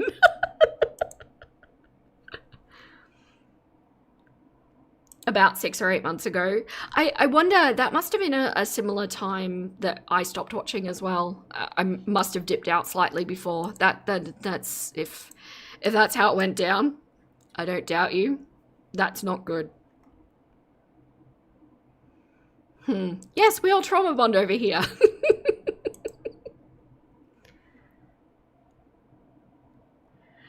You think Geordie lacks the sense of the lens of love towards people? He's very mechanical. Look, in Geordie's defense, I think this is just a paycheck for him. I don't think he, like, that's not what his channel is built to do. Mine was built with the intention so that we could all talk about our trauma and we could all connect over mutual understanding of a past in some way. That was the crux of my channel from the beginning. I think it's fine for a creator to turn around and say, that's not what I want my channel to be about. Because there are aspects, likewise, of his channel that I will actively say, that is not what I want my channel to be about. So I think that's fine.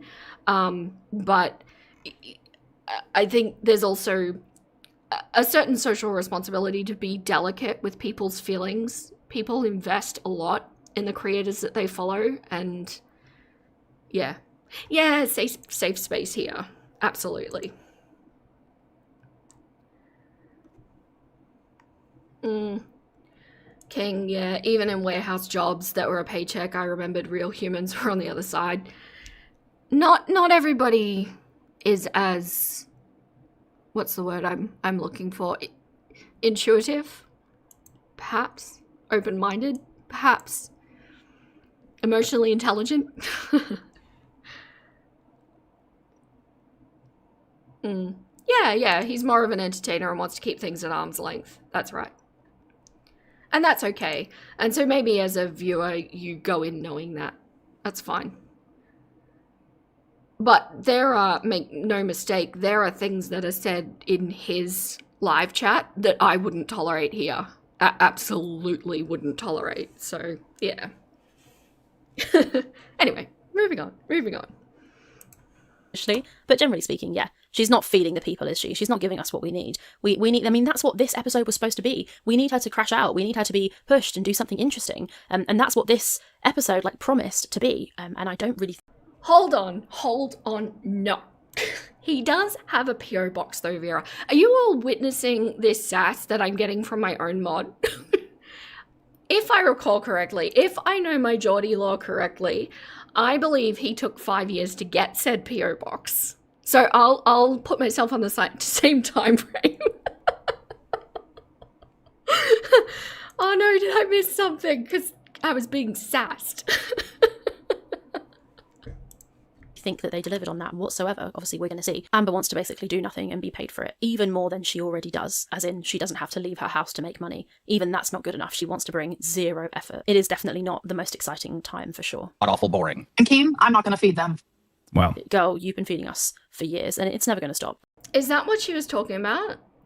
You honestly don't need Amber to crash out. Did she say we need Amber to crash out? Yeah. Oh, Southern Bonita. This will start me on a rant that might lose me subscribers. I'm going to leave that there.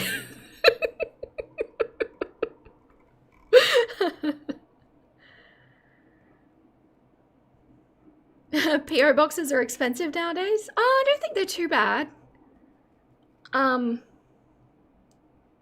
Small PO box is nearly $100 for 6 months. I would still consider that worth it though, because it's a privacy thing. I'd be okay with that. And I am a frugal mother clocker.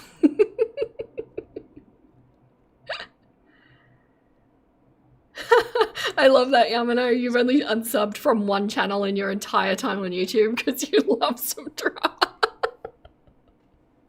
I love that you know who you are. And there's absolutely a place for all of the messy channels. There really is. There is an audience out there for them. I think it gives people a really good escape. They have their place. It just wasn't what I designed my channel to be. And even if you look at, you know, my absolute favorite channel at the moment is Charlie Gold. For some reason, the algorithm didn't show her channel to me for the longest time, and we actually discovered each other at the same time over the Rachel situation. Isn't that nice? Rachel bringing people together. But when you look at Charlie's channel, you look at my channel, although I really, really love her style and what she does, you can see it is very different to what I do. And I think that the beautiful part about Girl World and about YouTube is that there's going to be something out there for everybody and for every mood that you're in and things like that. Labubus were a cursed, overpriced trend that has already passed and is piling plastic in the landfills. Furball, thank you so much for that. Now I don't have to say it.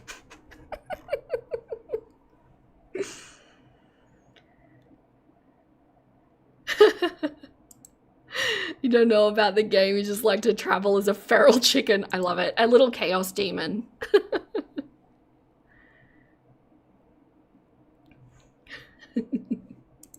Amber doesn't realise how much she needs Girl World. She thinks that she's feeding us. We are like a kind of ecosystem, I think. If all the reactors stopped today, she would plummet into oblivion because the audiences watch her because they like their relevant reactors. Like, if you fucking love a certain person's reaction style, you're watching them react because you like them and you hate her. And that's the beauty of why Girl World works. I was about to agree with her, and then she added on and put her own perspective on it. I agree, people watch reactors because they like the reactor. I don't think it necessarily means they need to hate Amber. Right? You follow the reactor for the reactor. And for the most part, I think most people will watch pretty much anything that they cover at that point. Give or take.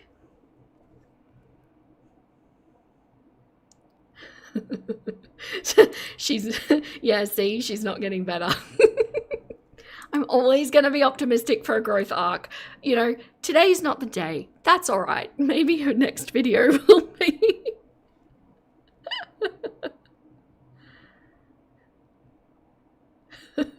I'm not going to be pulled into a side quest of Labubus. This is not going to happen. Back to Rachel. Works so well because this person is horrible, but then the person who's reacting, you tend to agree with like as many, you know, most of their takes or as many of their takes as you need to agree with. Do you? Do you, Rachel? Do you tend to agree with everything the people you watch say? Do you? Wow. I think that says a lot more about her than what it says about the way she sees her audience. Hey, Creeds! Hello! Welcome in. Thank you so much for coming in and modding tonight. I don't know why I'm saying tonight. It's 12:40 p.m.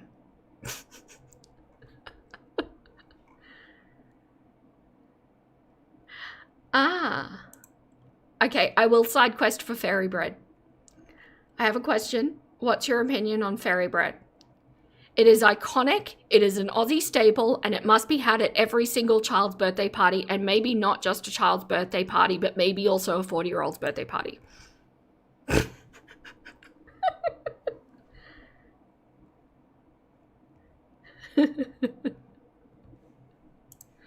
For you to like them. That's why it's so entertaining, because you're laughing with somebody at someone who both of you think is a piece of shit. So it's a really interesting, like, special type of... Oh, I love that idea, Furball. We need a sign for Rachel that says this channel has been controversy free for... I could like fit it up somewhere just in the corner or something. I love that idea. It could have a little counter. of content, and people are so dedicated and like what's the word, like faithful and loyal to the reactors that they like, and that's why this works so incredibly well. And there are just enough haters who will watch the actual content that Amber can still monetize that. But I think that Girl World as a whole keeps Amber afloat, and that the reactors are a massive part of that. She thinks that she would have an income and relevance if everybody stopped tomorrow. I don't think that's true. Let me know what you guys think, but I don't think that's true. I think that it's like one hand, one No, I do agree that I think Amber does need the food chain that is reaction channels to stay relevant. Unfortunately, that's something that she's created.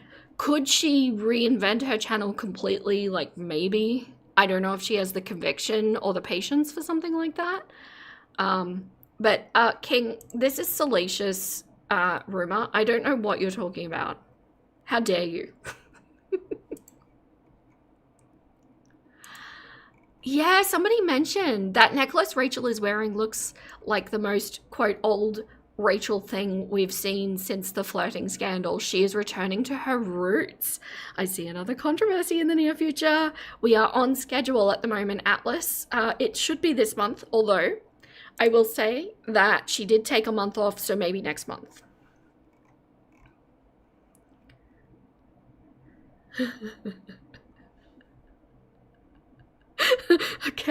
Okay. So just to clarify for everybody in the chat, fairy bread, if you want to try it, you need to have the cheapest, nastiest white bread you can possibly find. Then you need to slather on some butter or margarine, relatively thick, not too thin, and then you sprinkle on hundreds and thousands, or that's not what you call them in America, like just, you know, the little bowl candied sprinkles that you might put on ice cream. You sprinkle that in a reasonable layer over the butter, and it will stick to the butter. You don't close the sandwich. It is an open-faced sandwich. That is fairy bread.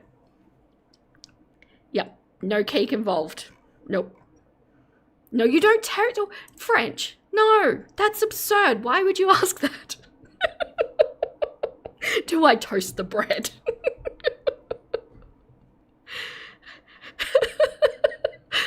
I'm so disappointed on finding out what fairy bread is.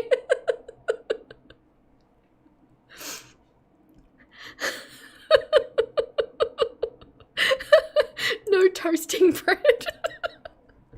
Oh no, I'm gonna get the giggles now. Oh my god.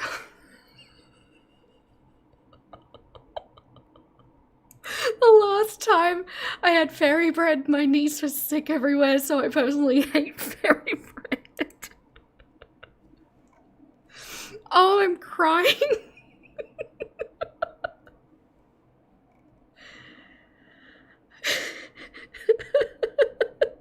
It doesn't sound texturally pleasing. It's not, and it's very hard on your teeth. Oh no. Not the geeks. Oh, I'm so sorry. Sometimes I think my laugh sounds so annoying when I get like this. Oh, I'm crying. I can't. Yes, it is Australian culture. Oh, no, I'm not. Joking aside for a moment, it really is a staple at childhood, like at children's birthdays. You'll have your fairy bread and you'll have your cake and it's legit a thing.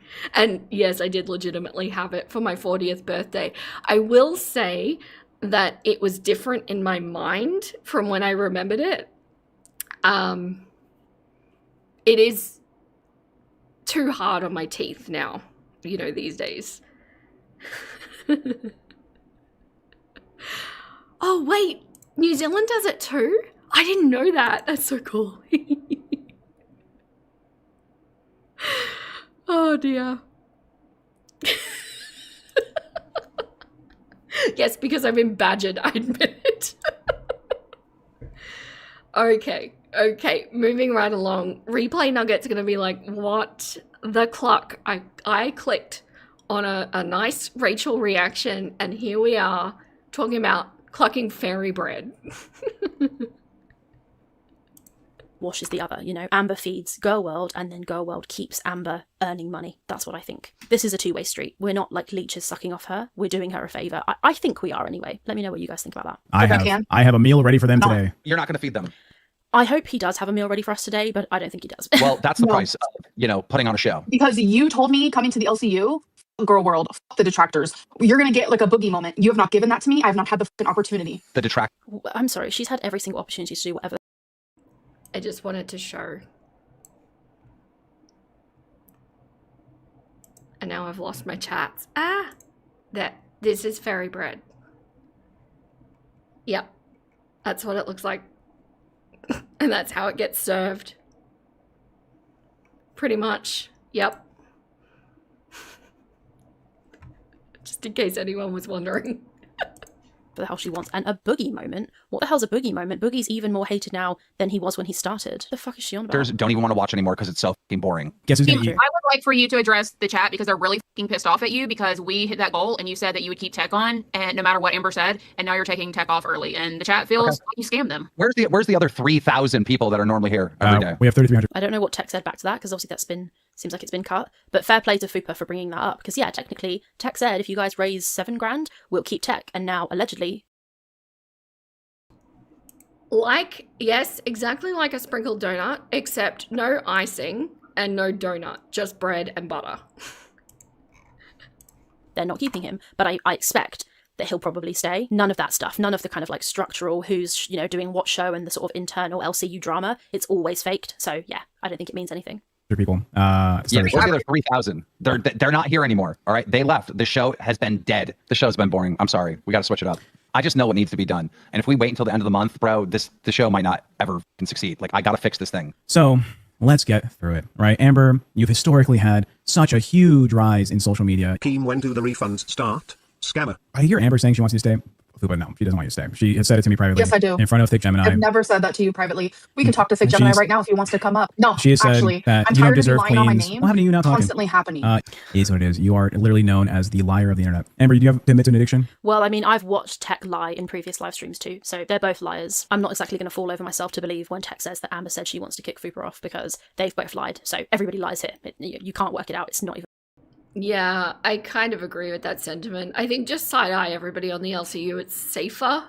We can give them space if they want to prove themselves after they get off the LCU, but like, yeah, I'm fully sus too. Even worth trying. Is it sock accounts on your what do they call it? A snark Reddit? Are they you being obsessed with people's critiques about you and your watch history on YouTube just being detractor channels? It was so funny when she did that live stream where she was like, I haven't watched Detractors in ages, and then when you looked, she had like just watched. Hello, Isabel. Did you sneak in on me? I actually, like, saying it's all lies, seriously, I actually don't even know if lies is the right word because a lie would imply that they're trying to cover up the truth. I think this is all just play acting, isn't it? Like, it's scripted, it's a thing that they're doing. Is it even a lie? I don't even think it's that nuanced.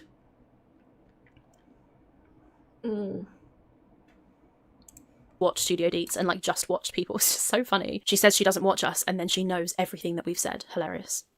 Yeah, I thought so. Amberlynn has been known to lie about literally everything in her life, whether it's medical conditions, the health of her animals, her relationships, her family, everything. Literally one of the most untrustworthy people online. Historically, there's been a number of times where she'll put out a story about this is what my relationship was like. I only did this and my partners were all bad. Just to have the partners come out, the exes, right? So, you know, here's the actual truth. Here's what actually happened. Here's the evidence of what Amber has done to everyone in her.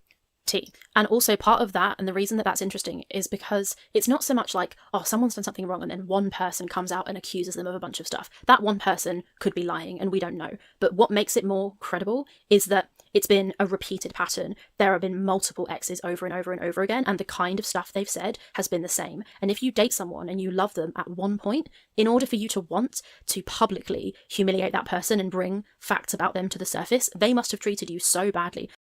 Yeah, I was just reading what's going on in the chat. You couldn't stomach that stream about Zachary Michael. They said some really horrible, really graphic things about unaliving Zachary Michael. It's not okay. That's really not okay. He actually did a video on it too. If you wanted to go check it out. But yeah, it's gross. Really gross. I've got exes I don't particularly like, but I would never, like, spill their private shit. In order to do that, I would have to fucking hate that person. And the only way I would hate them is if I have a reason to hate them because they've treated me like shit. So the fact that there's a huge chain of exes who we know definitely dated Amber, and they tell similar matching stories that portray similar patterns, then we know they're telling the truth. I mean, some of these exes, like Emily, for example, she's proved it. She's proved it. That's a good point, Creeds. And nobody cares. Same with the racism. Yeah, I do. LV, cease with your shenaniganizing. Thank you so much. Another 5 gifted memberships just went out. Congratulations to My Messy Attic, Mama Celeste, Lol Girl, Gracie Loves Chew, and Brooklyn. You are all part of the clucking crew. Thank you so much. Can we get some chicken butts for LV? Thank you. I appreciate you. Thank you so much. You don't need to do that. What I was going to say to Creed's comment that nobody cares about this stream, and there's been so much bigotry run rampant through the LCU, and nobody cares. I mean it when I say there is an audience out there for everyone. You will find your people if you are consistent with your uploads and your content. You will find your people. I am concerned if the people there aren't hate watching. I'm concerned what kind of people they are finding. It doesn't seem like it would be the place I would like to be, I'll say that. But yeah, congratulations to everybody who just got it. Don't forget you've got access to members only content and the Discord. You just need to link your YouTube account, but if you're having trouble, just shoot me a friend request on Discord. I'll get you in. Beyond a doubt, the video where Amber is leaning into Emily's car while Emily's smoking, this is the video, you can watch that if you want to see it, but the fact that that happened, like, the fact that Emily filmed that and then shared it to the internet is fucking wild. But the fact that Amber did that, she's like begging for a hug from somebody who is asking to be left alone, that is a toxic, vile way to act. So we know it's true, we've seen proof of it. So she goes, oh, it's just rumours, it's just haters. No, girl, there's evidence of this stuff. It's fascinating when you break it down, the stuff that she has done.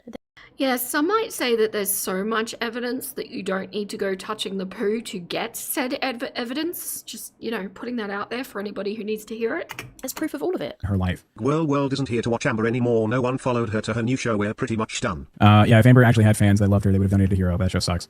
I actually think that Amber going onto the LCU has caused more of a problem for her because it's highlighted even further this division between reactors and Amber. Prior, you could watch Amber herself or you could watch a reactor, but now you can watch where the audience go in such minute detail because she's on multiple shows and she's got people in her voice chat and then there's people watching the reactors. You can see how little people care because when she goes onto this new show, there's like 400 viewers, but then a cut that Apathetic makes of that new show will get 90,000 views or 100,000 views. So those people, they still care, but there is no way that they're going to financially support Amber. And I do think that that might be why she won't go back on her own channel anytime soon, because she knows that that will just happen there. There's only been like 2 of Amber's exes that has not come and like exposed her.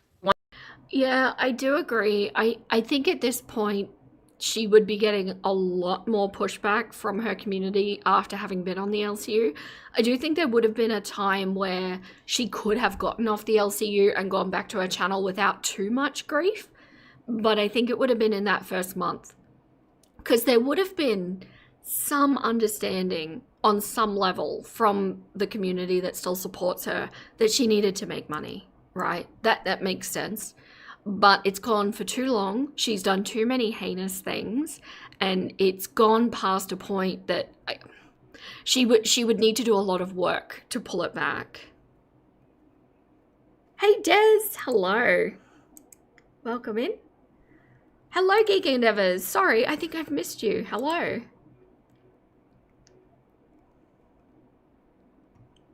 Amber will tolerate anything to convince herself she's powerful in the LCU. I agree so much with that.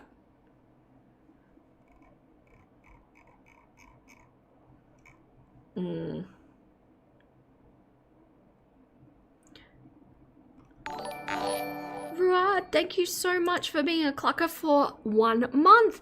Zachary Michael is the sassy voice of reason we all need in Girl World, and they're so precious, but the girls won't listen. Yeah, I agree. I've been watching a lot of their content recently. I really, really like. I also like how they put into their content their own ethical and moral boundaries. I think that's important. If you want to talk about the most predictable behavior, but people who lack empathy look the same because they are broken in the same way.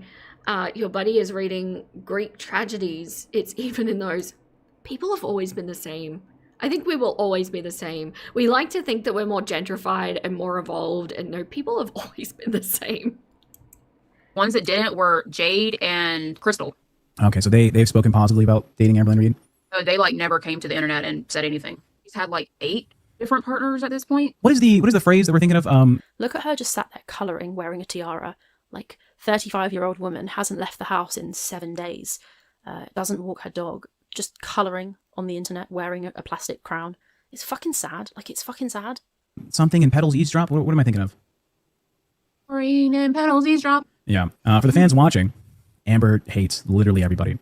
Amber. I don't know if they talked more about Rain and Petals Eavesdrop, but that's one of the craziest things that happened. I mean, the evidence that video was a lie is so, so conclusive. Like, Amber made the video, she did the video where she talks about her experience with Casey. There are holes in the story in the video. We're using some very definitive language there, Rachel. Do we know? Do we know? Or do we just kind of suspect? Just for the record, I believe Casey, just putting that out there, but this language, nuggets. Good point. If the girls listened to 25% of what they said, they would be in a much better place now, but the girls will lonk out no matter what. It's almost like a compulsion at this point, isn't it? Like, if you think about OCD and the way the compulsive element works, it's almost like that. Conclusive. That's a strong word, isn't it?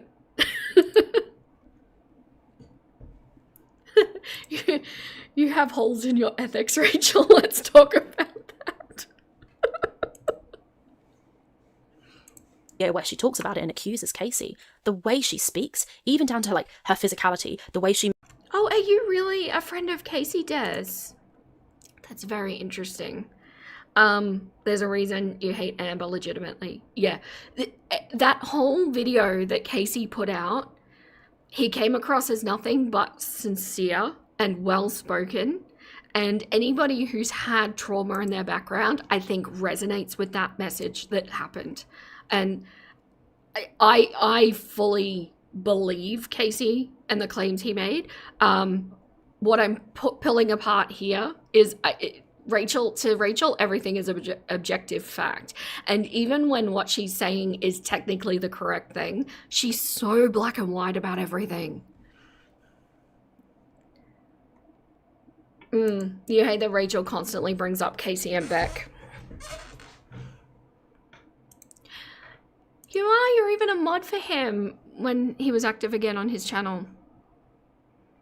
I legitimately hope from the bottom of my heart that he's been able to heal and move on from this situation, because there's a great deal about that situation that I think is probably glossed over, and the levels of manipulation that must have gone on, and to somebody so young, I don't know.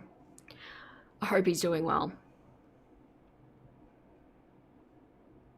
They're both so smug and loud on being wrong. She moves her glasses, the way she talks, it's the same in that video as it is in the video where she accuses Aunt Tammy of not speaking to her because she's fat. And that she has gone on to admit was a lie. And if you compare those two videos, I've done it in one of my videos, I'll try and find it if I can be bothered. I'll put which video it is here and a timestamp. But basically, the way she moves, the way she sits, touches her hair, the words she uses, her tone of voice, everything is basically the same in these two videos. And in the Aunt Tammy one, we know she's lying because she's admitted it. It's incredibly obvious that the accusations of rape are also a lie, but she won't admit it, of course. She doesn't want to be the girl who lied about rape, even though she is already. She will never ever... So, in my remembrance, I actually remember Amber backpedaling at one point in a way that did make it sound like she admitted to lying to that situation. Does anybody else remember that? Because, of course, now I can't find the video. But it wasn't a direct admission, but it was kind of an oblique one. But then more recently, she's gone on to say that I didn't lie about it, and that I never have. You remember that? It's not just me? See, do you ever wonder if it's one of those Mandela effects when you can't pull up the receipts? She backpedaled. Yeah, no, I could have sworn that I remember this. And she did the same thing with admitting that she hadn't been diagnosed with BPD, but then she went back saying that she had been. Pepperidge Farm remembers. All I think about is Miss Pep? Miss Pepperidge? She backpedaled, but then later doubled down. Yeah, I agree with that. She'll never admit that she lied 100%, but there was enough doubt constructed that the way she phrased it. Oh, I wish I had that video.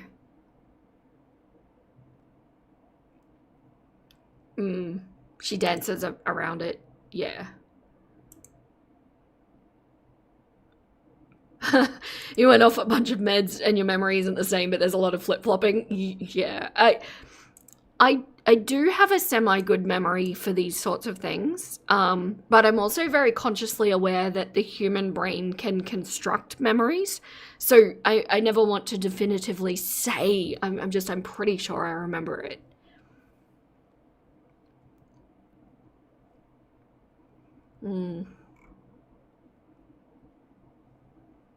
Oh, Des, I feel that. I think a lot of us resonate with this. I'm happy and proud to be his friend, and I'm very protective of my friends. They're closer to me than blood family. It's the family you choose, isn't it? Oftentimes better than the family you are dealt.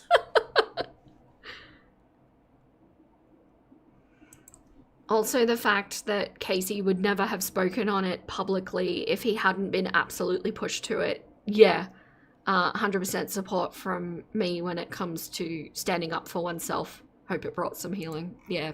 And Des, so you know, we've talked about Casey a few times, and you're in the chat now witnessing this, but these are the sentiments that are always said. Nobody in my community, from what I've detected, doubts what Casey says. Ever admit that. But we know, right? We know. You just have to watch the way that Casey spoke about the situation and the way that Amber spoke about the situation. One of these two people is lying, and it's incredibly clear which person it is. Amber even said relatively recently in a live stream, when she's talking about that period of time, that she was looking for stories to tell to get clicks. So what's better than a story, not better, but more sensational and clickable than a story of one of the worst things that can ever happen to somebody? So I started vlogging, and then I don't know what happened, but I made a mukbang. Okay. I was like, wow, I'm getting so many views on mukbangs.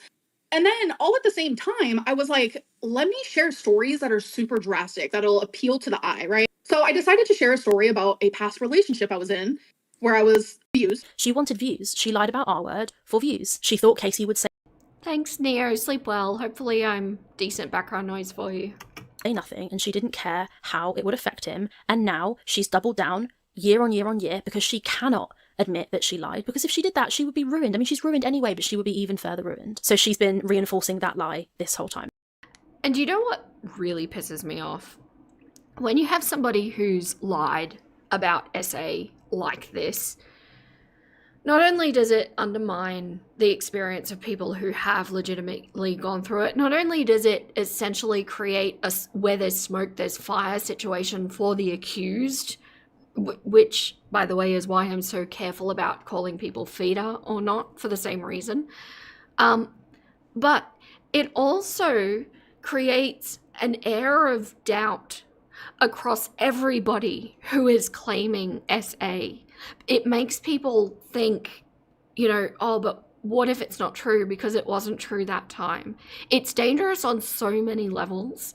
And in my opinion, if somebody falsely is provably falsely accusing somebody of this kind of thing, I think they should be held to the same standard of punishment that the person who was originally facing the accusation would have had it have been true. It's appalling.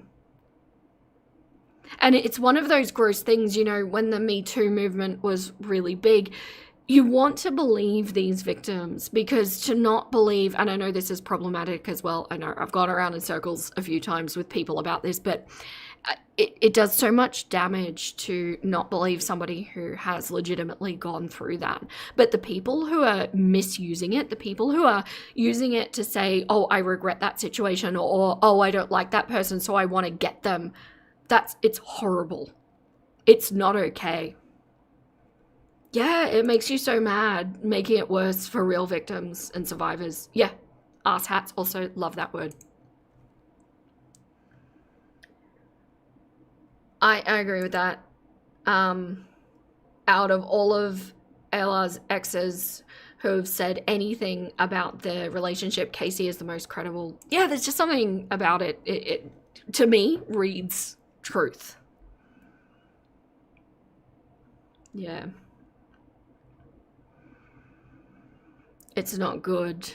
I see your comment there, Isabel. I won't put it up on the screen. But yeah, I feel that.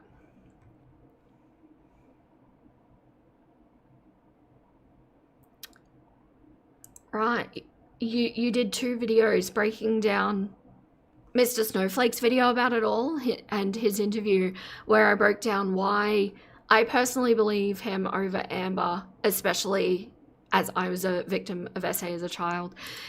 The trauma is a common thread in this community, and I think that kind of thing resonates through, and you can see it.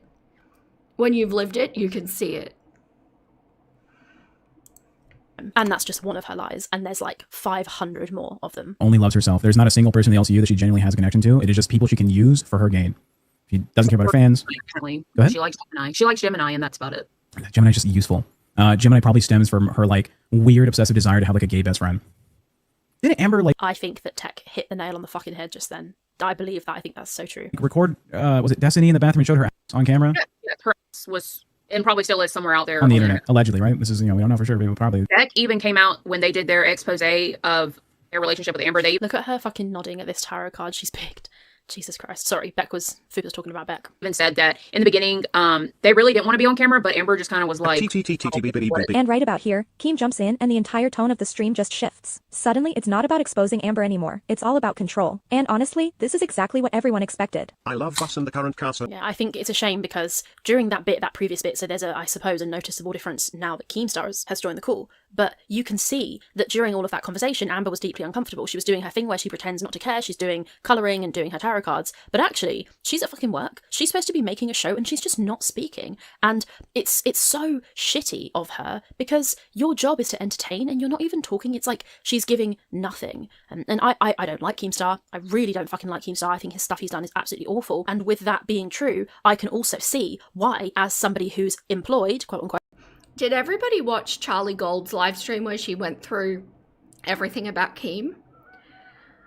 If you haven't seen it, I recommend watching it. It was, within the last week? Some really horrifying stuff about Keem. She brought receipts and everything. It was, yeah. Definitely go watch it if you've got time.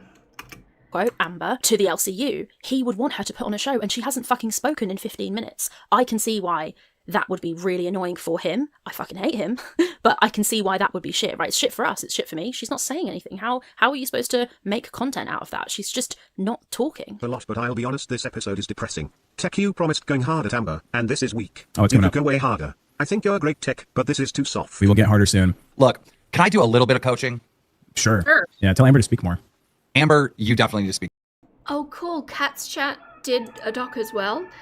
Kat pops in here quite a bit. If you haven't checked out Kat's chat as a channel, she's still really, really small and deserves a lot more notoriety than she gets. I don't know if we've got the link for Kat's Girl World chat for the mods. But yeah, definitely worth giving her a look.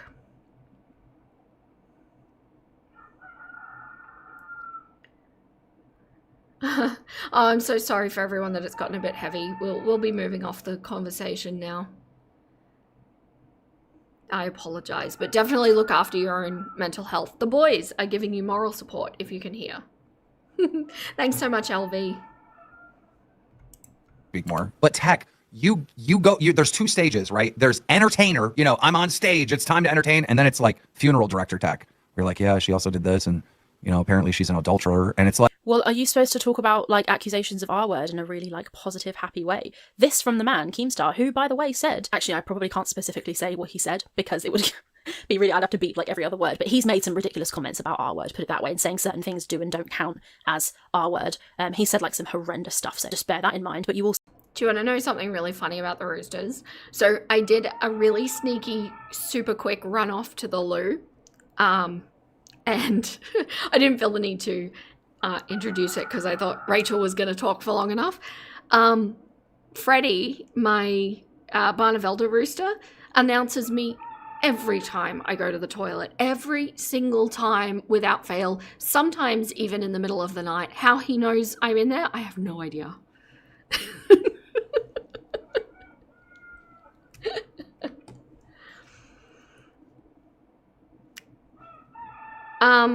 Oh, Creeds, I did respond to that in the Discord. I don't... I take it that you mean that it's a literal rooster heart. I would prefer not to see it if that's okay. You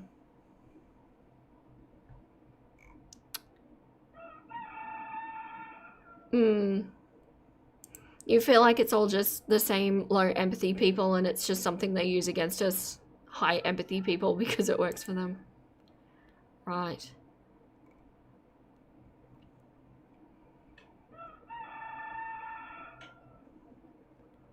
They're letting their thoughts known. Yeah. Great. The chickens have set up nanny cams up here.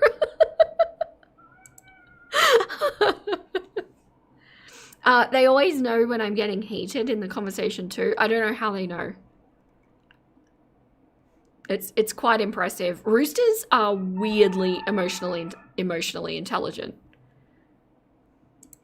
So you can't expect tech to be like, guys, this is so entertaining. How amazing is it that Amber lied about the health of her dogs? Like, no, you can't be in a happy, smiley mood saying that stuff. You know what I mean? Like, that is what's killing this damn show. There's no passion, tech. I really don't understand, Amber, why the f you got mad at me today for supporting the new cast of Queens. They just launched their new show, and you're like, how come you don't 3 days. Yeah, let me fucking tell you then. See, look, the first thing she says, she's fucking shouting. She is so angry, but she just can't express it because she knows that that's what people want. When she finally starts talking, it's like squeezing Foodie Beauty's Fupa boil. Suddenly, everything comes out here. Ew, why would you do that to us, Rachel? Do you hate me?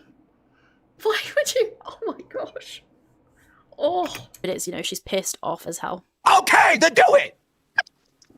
3 days ago, me, Gemini, that's a new cast, a new show. We got nothing in return. So your excuse is, oh, it's a new show. Well, me and Gemini's Hero was a new show. And you know what you did? You came on and bitched and complained and made me cry. You're fake as fuck. You're using me. You're trying to feed detractors. If you want detractors, go get them, baby boy. I don't need to be here anymore. You believe that? I mean, I don't need to be here anymore. Effectively, I don't need detractors, girl. Detractors have been carrying you for years. If you believe that, leave. You literally just said, no, team. Quit. You literally said, or was it Hero? I forget. I already forget. If you don't, you literally said, oh my God. If you don't think I'm on your side, stand on business and quit. You literally just said that we don't feed the detractors enough. Meekenhurst 24 super chatted. If you are, but I think that random timing of a pause. But I think that what Keem is saying here is Keem because he understands YouTube, right? Unfortunately, for all his flaws, he does understand YouTube. He gets what you're meant to be doing, and Amber doesn't, and she never. He does. I believe he's quite knowledgeable about the algorithm and how it all works and things like that. What Keem really lacks is behavioral understanding on humans. I actually think Keem would be scary unstoppable if he had that information, so maybe it's a good thing he doesn't. Is she threatening to quit again? Is it a day that ends in Y? Yeah, it's ridiculous. You saw these vids pop up, and I dare to click on one the way I clicked off. I was like, nope, need my Vera filter to watch Rachel can't raw dog anymore.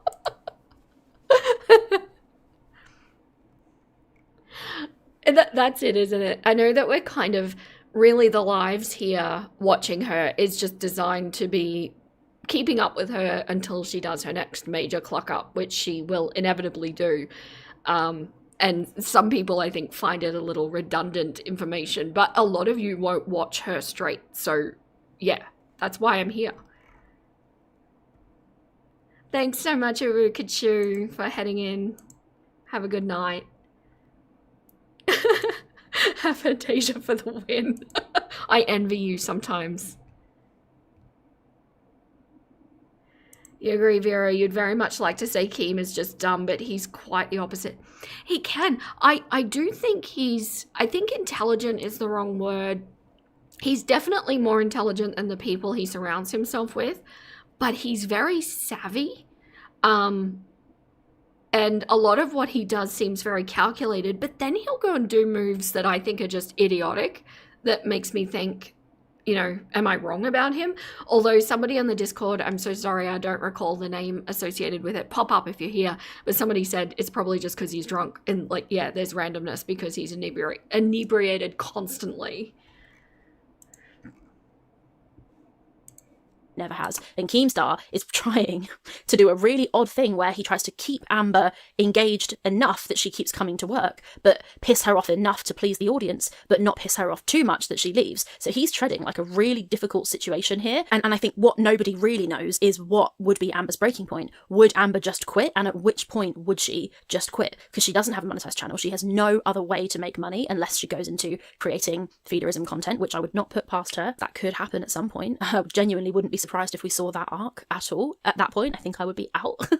But she has no other alternatives. So Keem, I think, could push significantly harder than he does because she threatens to quit. That's like her shtick. But she can't actually quit because she has nowhere to go. So I think they could push a lot harder than they do and get way better content out of her. I don't know why Keem is so nervous to let her be really shaken with and, you know, toyed with and used for content, because I don't think she would quit. I don't think she can. I mean, I know she can't. So I don't get why he doesn't just let them give it to her a little bit more. Some of the best episodes are the ones where they actually held her, you know, the one where Milky was on there. I don't know why Keemstar is like treading on eggshells with her so badly. Doing what you're supposed to do on the internet by having something successful that a lot of fans watch, you get detractors. That is part of it. If you don't have haters, you're doing something wrong. Yeah, that's a good point. I wonder if Keem is kind of like a top salesman. He doesn't have much emotional intelligence, but doesn't really need it because he knows persuasive techniques. Yeah. Why do you assume he's nervous? Interesting. I actually think that this is showing that Rachel also doesn't understand the behavioral side of all of this and how people work. I do kind of wonder, like, I could see Keem slow playing it at the beginning because he didn't want to just have Amber on for one episode, push too hard, and then she's gone. I could see that slow ramp up. But then something went wrong because he was ramping and ramping and ramping the way that I predicted he would. Then something went wrong around Scooter and he eased off. The fact that this doesn't make sense makes me think that there's information behind the scenes that we don't have. And he has never really resumed the ramp up after that. So it actually kind of makes me wonder if Amber's got something over him. I don't know. Just a theory. I could never prove any of this. Hello, Rex. Rex is, I do believe, Rex, you're an OG Nugget, aren't you? You've been around forever. I'm pretty sure. Pretty sure. And we no longer even have fucking haters on this show. As a showrunner, you need to be able to make decisions. None of my decisions get listened to because if it's not Amber's way, it's just not happening. This is like the hardest show to showrun for. Yeah, that's the problem. I feel like that's probably true. The way that Tech said that, I reckon that's probably true. Well, that is a problem. I agree with Tech. You have too much power. You have too much influence. You're too much of a draw. And what do you want to do with that draw? Nothing. Nothing. You're supposed to hang out. I need you fucking hungry for something other than calories. Cover her face. That was kind of a fucking bar, not gonna lie. I don't want to laugh, but that was funny. She's absurd and Okay, that's interesting. I think Keem gave her an advance on pay during the time between the demonetization and the start of Bus, and is treading carefully until he's sure he's made his money back. Interesting. That's plausible, isn't it? Very much so.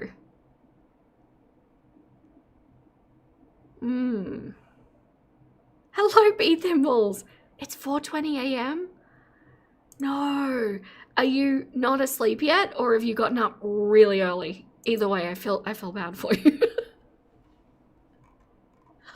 Rex, I hope you took that as a good thing. I didn't mean to call you out. But your name has been around for a very long time in my comments section, I remember. Depressing. Wait till the second half of the show. Well, we'll be doing a lot more of that I'm the most content. fucking attractive thing on the fucking screen. What the hell is she smoking? I think the most attractive thing on this screen is this fake bonsai tree right here. Sorry, Tech, but you're one of the most Attracted to bed bugs, you dirty bitch. What do you mean? Oh. Didn't you free bleed in your mattress for months? Okay, come on. I She's mean, the one that talked about it. That's her. Why is Keemstar saying, oh, come on, as if that's too far? She did free bleed on her mattress. She talked about that at length. It was a symptom of her cancer, which she made extensive videos about on her YouTube channel, which she monetized. So we can talk about it. She put it out there. Like, I don't understand why Keemstar is fucking coddling her so badly. Why must free bleeding come up so frequently with this coverage? I feel like, yeah, no, we talked about it in the last live too. You were there when Rachel Gate first happened. You were very active in those comments. Yep.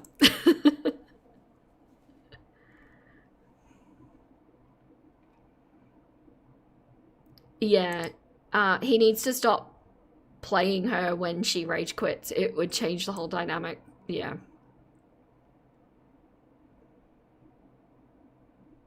Do we think maybe she's just extremely painful to manage and maybe he's trying to protect his own peace a little bit? Could it be as simple as that? That she's just a nightmare?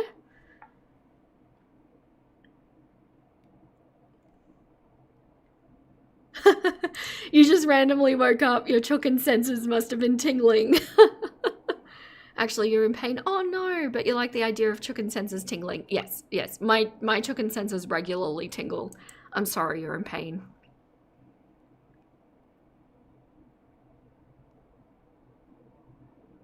Yeah, you see no problem with it. I will reiterate what I said in the last stream. There are a lot of people in very different situations doing what they need to do to get by.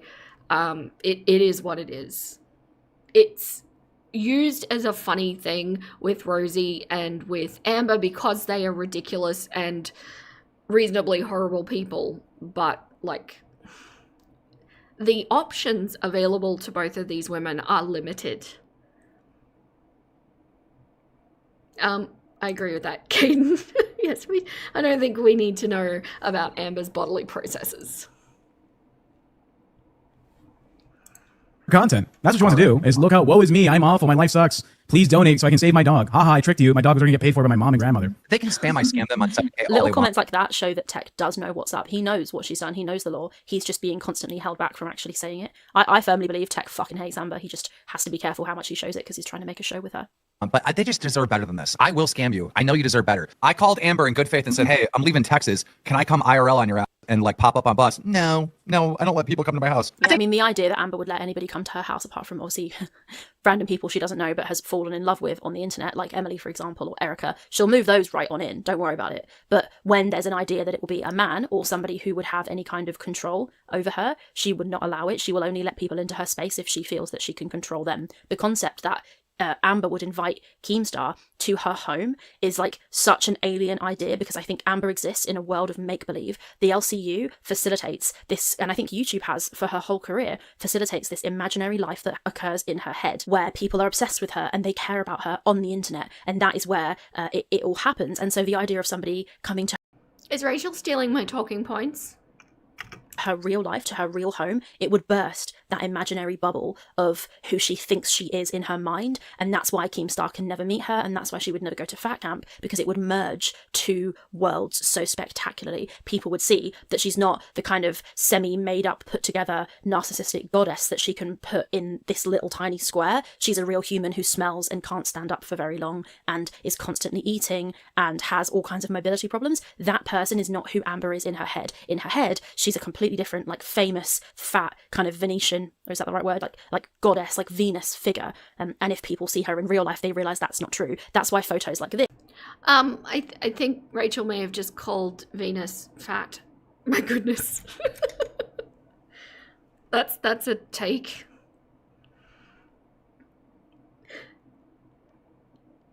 Rachel will say, Rachel with the nasty graphic imagery twice now makes you wonder if that's another part of her predilection. Oh, either that or she's just rage baiting. She's trying to get something out of people. No, your talking points are interesting. Rachel's a boring blather.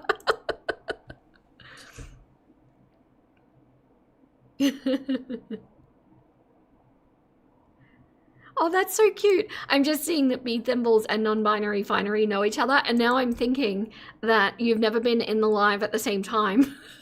That's hilarious. The fact that the Discord has become such a hug box for her is upsetting. It doesn't help the delusion happening. This, where Amber meets fans, are such a head scratcher, because you look at that and think, fucking hell, she really lives in that body. Like, this isn't just a show, this is real. And that's why I think Amber won't let it go IRL. But this is the least interesting thing about her, and yet here we are again, Rachel, talking about her weight. In any way. She needs to worry a little bit less about the world of her imagination, her 5-year-old imagination, and she needs to start worrying about the reality of her actual life. I think I'm done with bus, Keem. Oh, thank God. I think I'm done with bus. Okay, what is today? Oh, that's right. It's The 7th. Average Tuesday where you're done with bus. Oh. So it's No, like, I wanted to. I love that. Keem went, what is today? And Tech went, the 7th. And he's like, just an average Tuesday. And Tech goes, oh. That was kind of funny. I just want to be on Hero, and I want you to not like pressure me. I just want to be me. I just want to have fun. Tired of the drama. Unfortunately for you, Amber, he didn't hire you to just sit there, laugh, and have a good time all day. Clock At it. this point, it's either entertain or be gone. He doesn't need you the way you need him. You're replaceable. I think that's true. I actually think Apathetic's spitting facts there. We all say, and I think it was true for a while when this started, that Keem needed Amber. Amber brought the LCU to life and made it more dramatic and more interesting. I think that is true, was true for a while, but now it's becoming evident that actually Amber is the one who needs Keem. She can't make money without him. Keemstar's had an established online career for many years. He's still monetized. I imagine he's made far more intelligent financial decisions than Amber has. Granted, I have no evidence for that, but I bet he has. And so actually she needs him. She needs him way. She just admitted that she has no evidence for something. Growth. See, what did I say? There's something there, right?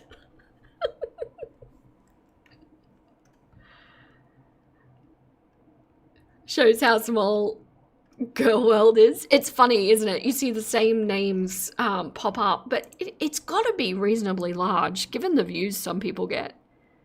No? Not growth? No? I'm being too optimistic, apparently. That's the broken clock again. Way more than he needs her at this point. I think Keemstar needs to stop being a coward and actually lean into it and actually push Amber. And he'll quickly realise she'll keep coming to work because she needs to, right? She's got to pay the bills. She's got to pay for the DoorDash. how can you be great? I can make you great. If you actually try and actually work, I could make you great. I can make anyone great. But the first step is getting attention, and you've had it for 15 years and you failed to be great in 15 years. I can make you great, Amber, but you have to work.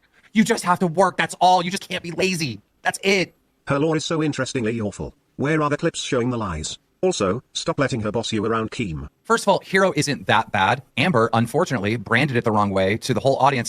This is my We didn't even get an announcement. You didn't even announce it. Oh God, why didn't I give an announcement? Tech, do you remember why I didn't give Hero an announcement? What? Oh, wasn't it that behind the scenes you said, "Hey, here's a show I'm going to give you. Let's try and hype it up." And then she started talking about it to everybody. Atlas. Rachel has growth the same way a tumor does. And Isabel, yes, but will she contradict herself later? I have no doubt she will. buddy in the BuzzFeed He seat. leaked it before I could have Who it. leaked it first? Who leaked it first? Maybe not first. 22 Super Girl World giveth and Girl World taketh away. We are just about done with you after laughing at Gemini joke about Rarity dying. Frog That's true. emoji. Yeah, I mean, that part where she laughed at Rarity dying, I mean, fucking hell. There's no coming back from that. Like, I don't know, man. That was so shocking. Just for the record, everyone, I'm deliberately avoiding this topic. I've ignored that Rachel did a video on this. It gets into my psyche, and it's not worth the nightmares that I will have for days over it. So I hope everyone's fine with that. This is not going to be the channel to cover animal stuff moving forward. I could not believe that she did that. And I think that was kind of it was a real moment. I mean, in the comments of everyone's videos, it's people saying this might be the most I can take. This might be the end of Girl World for me. And I absolutely relate. I mean, hell, I just took a 3-week break. I'm sick of it too, in a way. I mean, It was 4 weeks. okay now, but I was sick of it because you watch this shit and you just think, what the fuck am I watching? It's not sustainable. It's going to go down and down and down and down and down. And the only way she can keep monetizing the downward spiral into further lolcowism is by being more and more dramatic. But because she's not, she's being bland and dull, she's just going to flatline. And Yeah, for anybody who hasn't given Rosie content a go, I really recommend you do, because the stuff around Amber is getting just... Well, I mean, it's boring. It's been boring for a while, but it's also dark. In my opinion, Rosie is the next queen of Girl World. I think she's very interesting, especially when it comes to her dynamic with her mother. But if you haven't yet, I recommend giving it a shot. It's like more old school kind of Amber stuff. Yep. Agreeing with the animal stuff, cool. It's just not for me.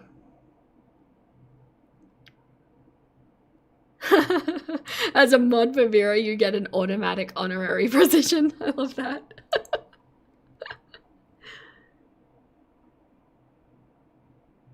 She would love to hear that. She probably would. I should take it back.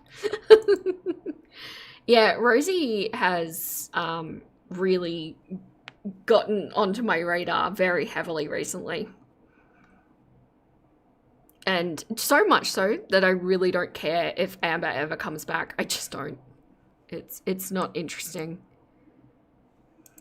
and then it will be very hard to pull it back. It's impressive that she's managed to keep this much attention on her this whole time, but I will say that I think that is because of reactors and the Girl World community at large being very dedicated to this, because we want to see how this show ends, right? This is everybody's favourite show, and we want to see how it ends, and you can't blame us for that, I don't think. Can I say, Gemini said that when he was confronted about that, he said that you were talking about it in VC, so he thought it was... super chatted $19.99. Keem, I'm shocked you put up with her for so long. Watched her for 8 years. She will never take accountability. Me and Amber have really good professional private meetings, and they're actually productive, and she actually sees my point, and we have a good plan. But what happens is, like, after we have the plan, the BPD or something emotionally triggers her, and she just throws the plan out the window. That's the problem. That's the thing we need to fix. Keem, we are entertained by tech shitting on Amber. And how do you expect to fix that, Keem? You, with all of your wisdom, what are you going to do about that? I'd love to see that game plan. Amber has a show and it sucks. From a business point, how can you say bus is dying when they consistently have 3,000 plus? I watch the show. It's boring. But it's not for you. The audience we're capturing is just not the Keemstar generation. So for months, Amber has been crying over Tech, quitting because of him, and just last night, she was excited for his last day. But now, all of that suddenly changes. I'm gonna be 100% honest right now, and like, I don't even want to. Anything Amber says now is going to be a lie. I don't even want to. Does anyone... Sorry, you just reminded me with this bee thimbles, and my brain went off into a different place. Does anyone know about these rumors that it's Rachel, Snowflake, and or Jawbone running BPD? The channel BPD, spelled like this? Apparently something was said in a video. I don't know if I've missed it or if I just haven't watched it, but if anybody has any information on this, I would be interested. I know Girl World. Girl World likes the three of us together. They're not going to admit they like me here. Amberlynn Reid claiming to know Girl World. It's funny, I think. She has got such a poor grip on what the audience actually want that she...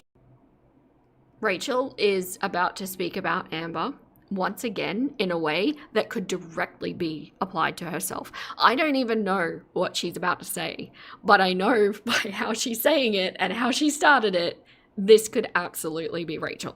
She's been misunderstanding it for years and years, to the point where her brand has become misunderstanding and mistreating the audience. She doesn't have a hope in Come on. I couldn't write this. I couldn't. hell of knowing what people want. But for Amber, the people who are engaging and paying her bills, they're not even really her audience. I think they're the audience of the reactors that we have because people don't like Amber, but the audience is not really hers. I think if you were to poll the audience and ask, like, how many of you are here because you like and support Amber or you enjoy watching Amber specifically, I bet you it's like a very small percentage and getting smaller every single day. But they like B Thimbles, it is a Girl World channel, but we just don't know who's running it. There's a bit of rumor behind it, and it may not necessarily be run by people you want to support, or maybe it is. I don't know. Not for me to say. You don't think it's Snowflake? He's maintaining at least 2 channels, which is work, yeah.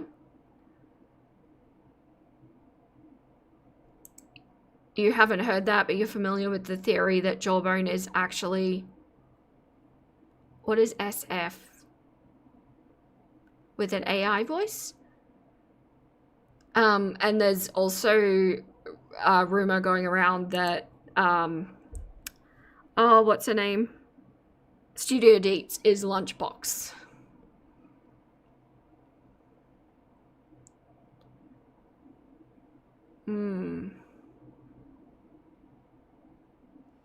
So you've heard this, but is there anything tangible? That's what I'm interested on digging through. BPD could be all 3 in a content farm, especially type of way, where they all get money from 2 channels and have a way to react and act like it's the opinions of a third party. Yeah, that's kind of what I was thinking too. I just want something, something that I can grab onto that isn't just rumor. I'm interested. I have nothing to back it up. This has been floated to me. Oh, it's SF is Snowflake, of course, of course. Oh, you think it's Jawbone is actually Snowflake? Why would he maintain such a tiny channel, though, when he has such a successful one? Really? Lunchbox said something that got some pushback. I'm shocked. Can't remember what it was.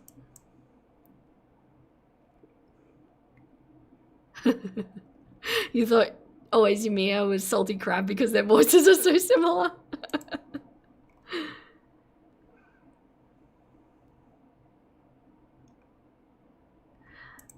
Studio Deets being Lunchbox or whatever, I believe they keep changing their accent ever since someone said they have the same speaking as Deets. The way, like the pace and the rhythm of the speech is very similar, and what's more is that particular rhythm is really distinctive. I don't know.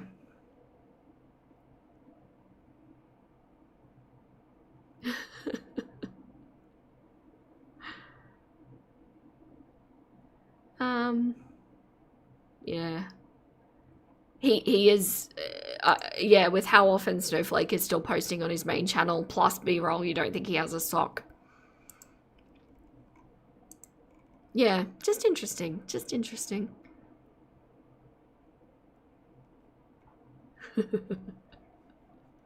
You all have some interesting theories. like the 3 of us together because they do shit on me. This is what Girl World wants. Keem, it's boring to you, but not to them. No, this isn't what Girl World wants, to be honest. Girl World wants, like, those episodes where, like, Milky was there, or, like, Rosie was, they call Rosie Jersey now, but who, those people were there and are, like, batting back and forth with Amber and pushing her into corners and forcing her to lie again so that they can then say, no, you're lying. That's what they want. They don't want this. They want what this is trying to be, but tech, I think, is either not allowed to do it or can't do it properly. But I have BPD. So my mental health goes, I don't want to work with either of them. Next day, I want to work with both of them. That is my fucking BPD. Even while tech is shitting on me, I still in the back of my mind, I'm like, I kind of don't want this to end. Like, I don't want us, all 3 of us to split up, and that's the truth. Like, I'm mentally unwell. You have separation anxiety. You do. I just am done. It's like if they leave, I want to leave. That's how I feel. It's been the same thing with every girlfriend you've ever had, right? You never want those relationships to end. The show, honestly, what's failing? I think Keem is feeding into the... Delusion is the wrong word. What is the word I'm looking for? Into Amber's persona? Do you know what I mean? Delusion's definitely the wrong word. Keem's feeding into it. That's not good. That's really not good. Ah, good point. It could be Jimmy Bunker, maybe. Cognitive distortion might fit better. Yeah. The belief system that Amber holds and applies to her personality, he's feeding into it. It's dangerous. Failing is my mental health. The show is not failing. We have the views, we have the money, we have all of that. Team, you're just bored of anything I'm doing because I'm an imposter. Like, I don't belong here, but somehow... ALR may be manipulating Keem. Keem's probably manipulating ALR. Like, that's fine. Yeah, it's not psychosis either. No, that's not the right word. But why is he playing her like that? I wonder if he's trying to be like a good cop in her ear, which might set somebody like Tech up, or what Fupa is supposed to be, as the bad cop. Like, at this point, why is Fupa there? I don't mind Fupa being there, I don't really care, but like, at this, her design of being there was to be a quote-unquote detractor, and she's not. Oh wait, yeah, I'm confused. I feel like that might be true. Like her saying that little line where she went, "I'm an imposter," and started to cry. I don't have any sympathy for her, but I wonder if she really does feel that way. I wonder if she feels like she's playing Amberlynn Reid in a show about Amberlynn Reid's life. I think so. I think underneath all of the narcissism and all of the bravado and all of the fake tears and everything, I really do believe that Amberlynn's self-confidence is on the floor. Or if the floor has a basement, it's there. I really do. I think imposter syndrome would make a lot of sense. I hate that she's picked up this word, though. Yeah, he's validating her so he can manipulate her. Amber is easily manipulated as much as she manipulates others. I agree with that. Definitely agree with that. No, he's not gaslighting her because she's coming up with it. She might be gaslighting herself, though.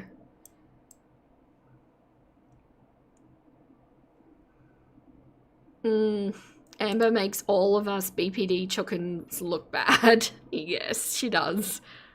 I've had so many people with actual, diagnosed BPD come to me in DMs or in comments or whatever and just saying, no, this is not a representation of us.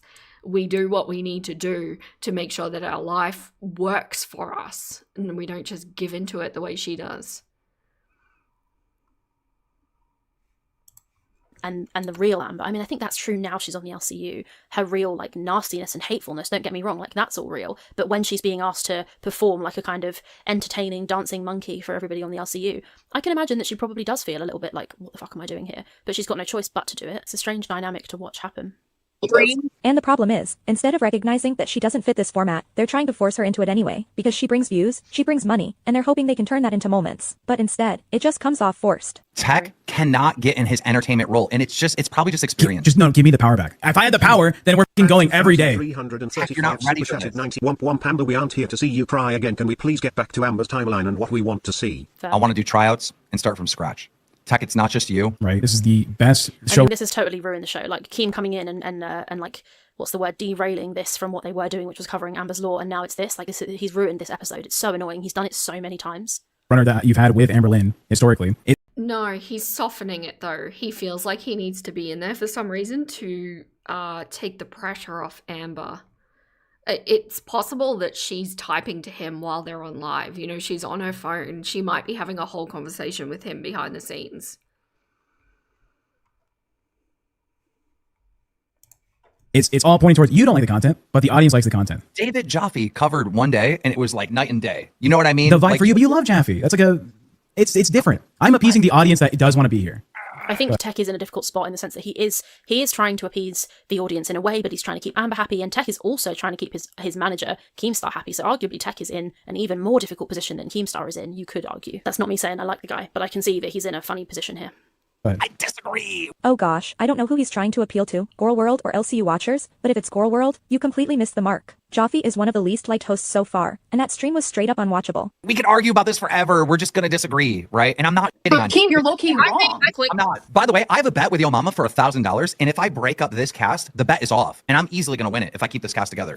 yeah, Do you know that? This show goes from having these crazy heights to like we're conducting a funeral.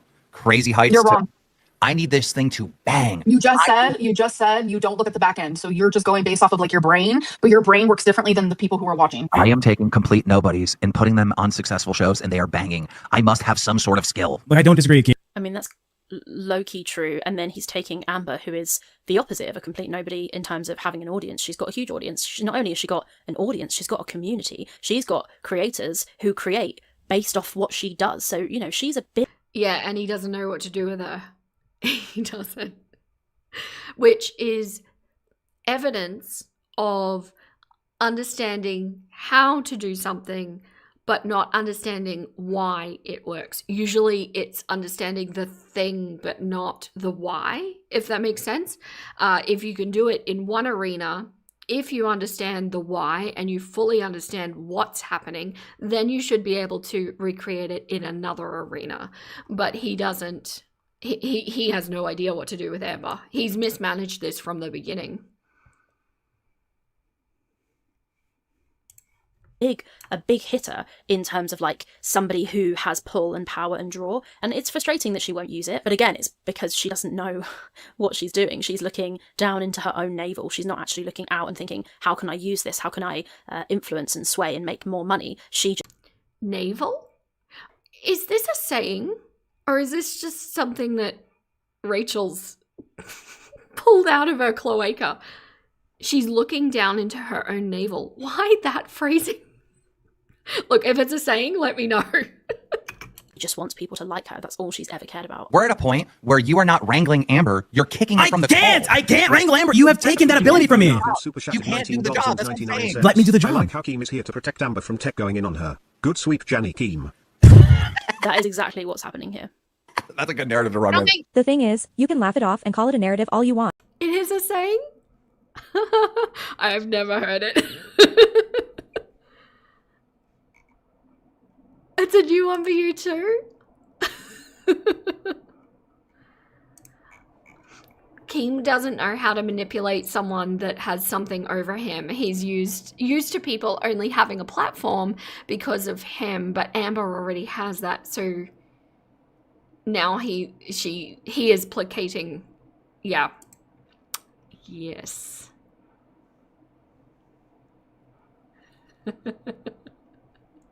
Yeah, I've literally never heard that saying before. I suppose it's looking at oneself, spending too much time focusing on oneself rather than what's going on around them. That seems to be the context anyway. I don't know. But when it conveniently ends up behind a paywall anyway. I mean, you have to all forgive me for thinking that Rachel's just being weird. I have a lengthy history of her just being weird. People are gonna start connecting those dots. Because this isn't the first time something like this has been hyped up, dragged out, and then turned into a way to squeeze more money out of the audience. You know what? Because they were like, oh, we're going to do a roast, and then they don't do it. Keem comes in and basically stops it from happening, and then they say, oh no, we are going to do it, but it's behind a paywall. I told you what happened behind the paywall at the beginning of the video, like the key parts. But yeah, it does feel like a scam, and it does feel manipulative, and it's just mind games. Just put on a good show. Stop like playing with people. Zach, let's do a good 10 minutes of shitting on Amber's past stuff. Let's just get it out of the way so we can move back to this conversation. I need to. No, we're You put doing me- members only after this. So if you guys want more content, more shitting on Amber, then we can do a members only. Yeah, we're doing members only. There it is. That's them like trying to get more members. They're using this to get more members. It's really annoying. If you're just a person, just a viewer who's just trying to watch this shit, which is... So I wonder if this is the members only. I heard people were really disappointed with it. Like they baited it and then it was very dull. Your internet dictionary of choice defines navel gazing as self-indulgent or excessive contemplation of oneself or a single issue at the expense of a wider view. Huh. That could apply to somebody else. Interesting.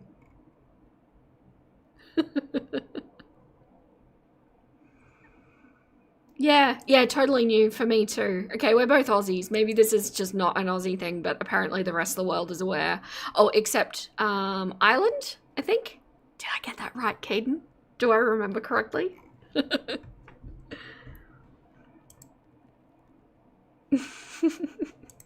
Is what I basically am. I film myself and I monetize that, but I'm just watching, I'm just a viewer. And I think, for fuck's sake, just roast the bitch. What are we doing here? Like, so I imagine, I mean, I'm not everyone, but I reckon that's probably what most people feel. It sounds like that's what they feel like from the super chats. The only benefit, and I've said it before and I'll say it again, the only way to make money from Amber is to piss her off. The only way to get good, interesting, funny content from Amberlynn Reid is to make her angry and then set her off.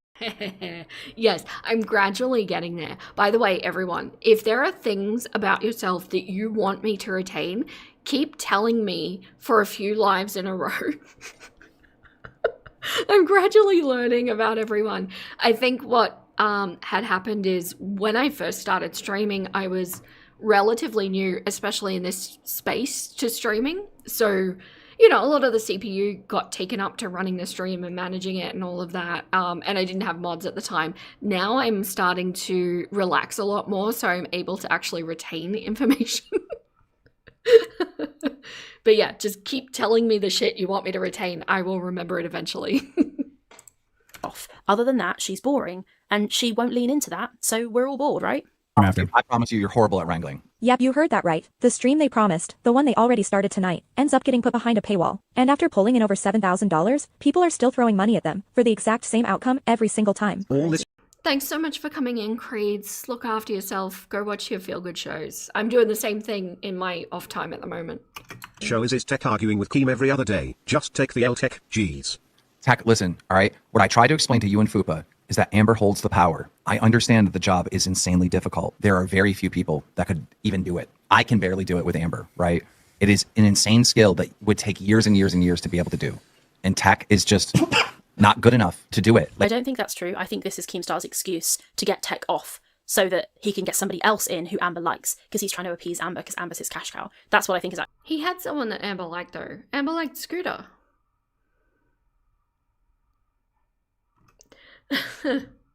Just roast the bee. Didn't Rachel used to say that she didn't like that word and didn't like using it? Did she really? Also, hello, Grudge Matches. I haven't seen you in here before. Welcome. Maybe it will come up on my historical deep dive. Have I watched Glitter and Lasers? Yes, I have. I've touched on her content as well. She's very guarded and very performative. That makes it difficult to behaviorally deconstruct her. And I don't know. It's hard to define exactly what hits the spot with someone that I want to cover, but she doesn't quite do it.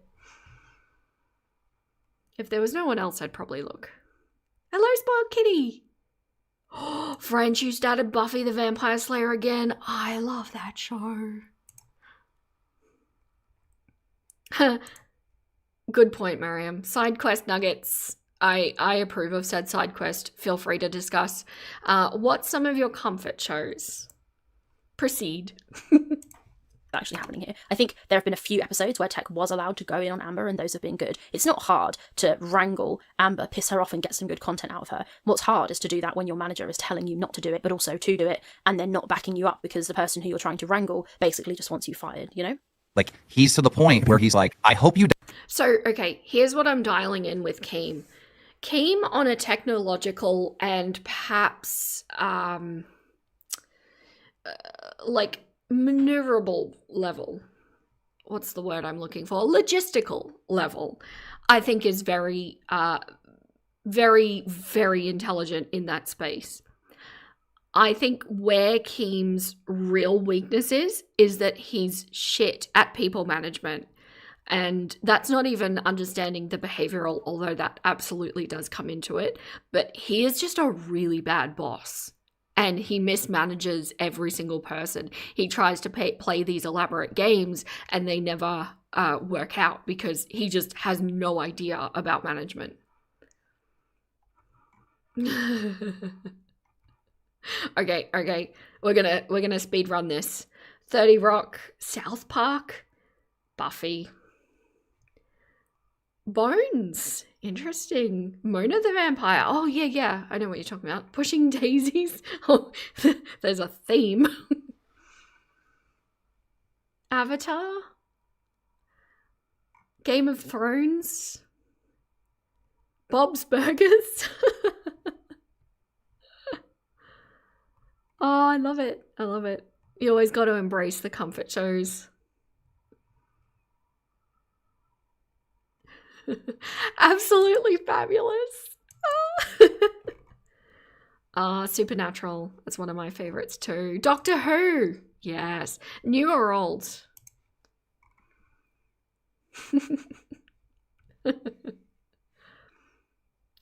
Z Nation. A very underrated show.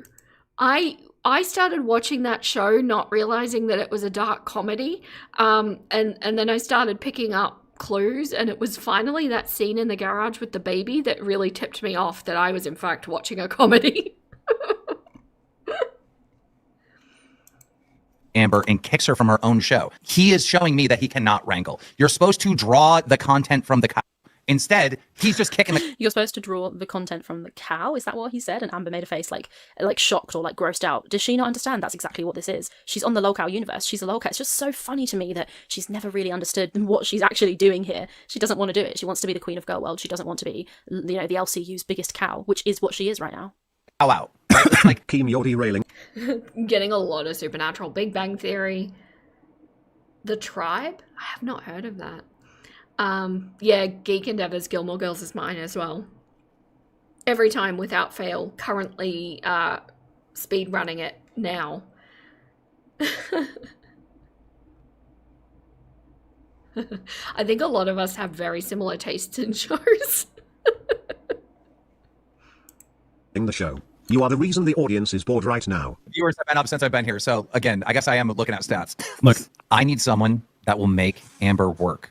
And you okay, what is it that you're wanting me to do that Tech has? What Like, I'm I trying don't to ask understand. him. Like, He you're just not. won't fucking answer. That's I a feel really like- interesting question. What is it that Keem actually wants the Wrangler to do? I think the answer truly is get Amber ranting and raving and shouting and angry because that's what makes her entertaining. But I think Keem can't say that in front of Amber because Amber will get annoyed. So it's like all behind the scenes and underhanded and weird. Like, I give everything. I give the good. I give the drama. I give the tears. I give the crash outs. I give the chill. I give the. What do you want from me? You do not participate. You are not excited to do your show. You want to quit every single day.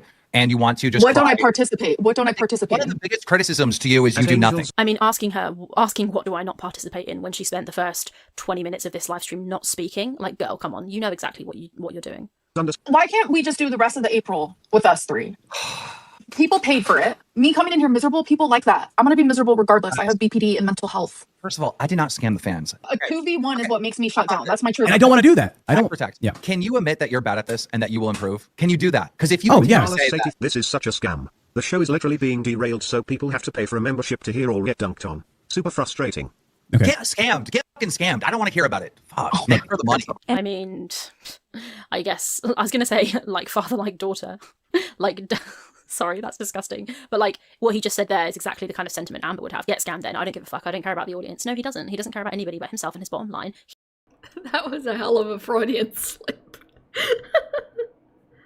Oh, I love True Blood. I do have to admit, the last couple of seasons did lose it for me.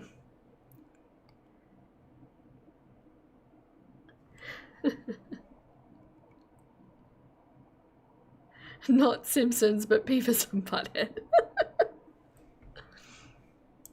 He is at work. That's not a good thing. That's not ethical. But that's my analysis of what he's doing here. He's trying to keep his show profitable, and that is it. The rest of it, he doesn't care about.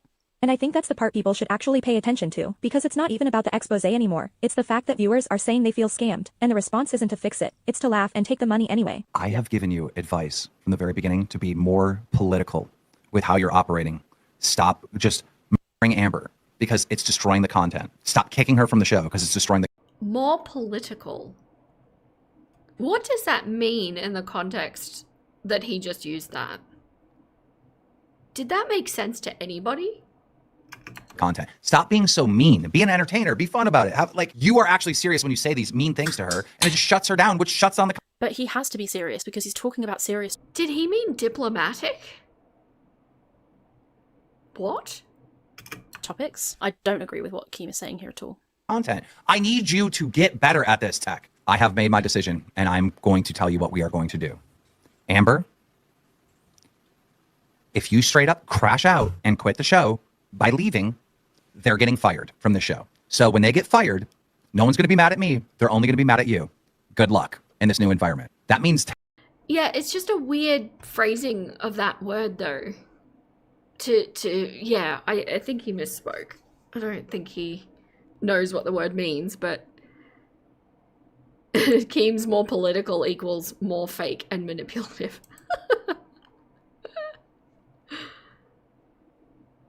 You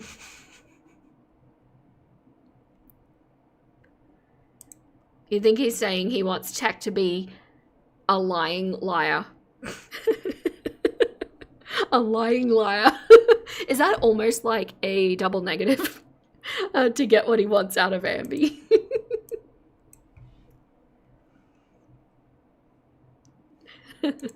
Tech and Fupa, you need to figure out how to wrangle where she doesn't quit. Because if she quits and leaves the show, you guys automatically get fired. I mean, this is just a bit. This is just fake. This whole thing's just a bit. He's doing this now so that then Amber knows that if she leaves, she'll get them in trouble. So she can't. She's got to act like she can't leave. But then they can then piss her off as much as they want because that's the only way to get good content. Basically, everybody here is doing an impossible job. And there will be... Cramblings, careful now, you're approaching Rachel territory. A lying liar who lies. But is it true? One of them has to be a lie. Redundancies.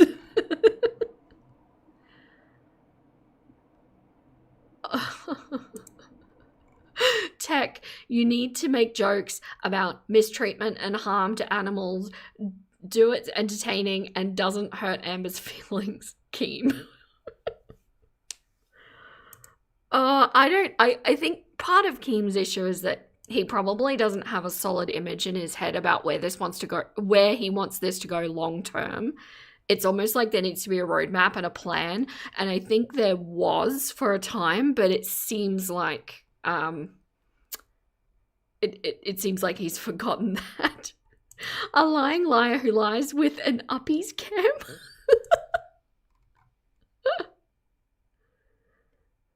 I think a triple negative is back to a negative. Yeah, I think it is. I think so. Be no second chances. You want to keep this show the way it is, Amber? Then you got to work. This is a fun, entertaining game, and this is why I'm better at this than all of you combined and every motherfucker watching in this chat. Guess what? I think Tech is having a crash out right now.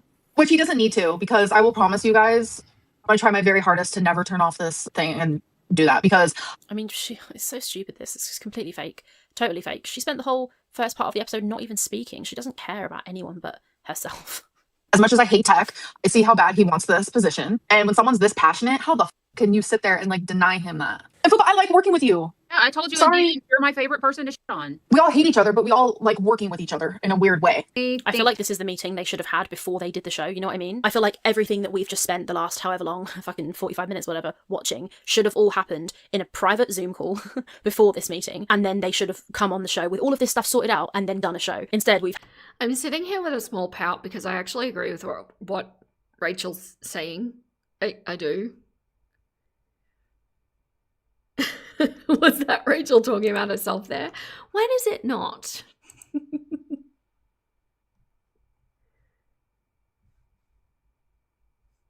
Do you reckon French? Easy to say since Keem deals with Amber less than 5 minutes a day. I reckon, just a feeling, I think there is a constant line of communication. I think she would be annoying. And I don't know how long he would ignore it for. We've had to watch them have their team meeting, you know what I mean? And we haven't even had the roast that we were promised and that everybody clicked for. It's so annoying. Oh yeah, there's no roast. Well, excuse me. Maybe she was being facetious because she also labeled her video, Amberlynn Reid faces the worst roast in history.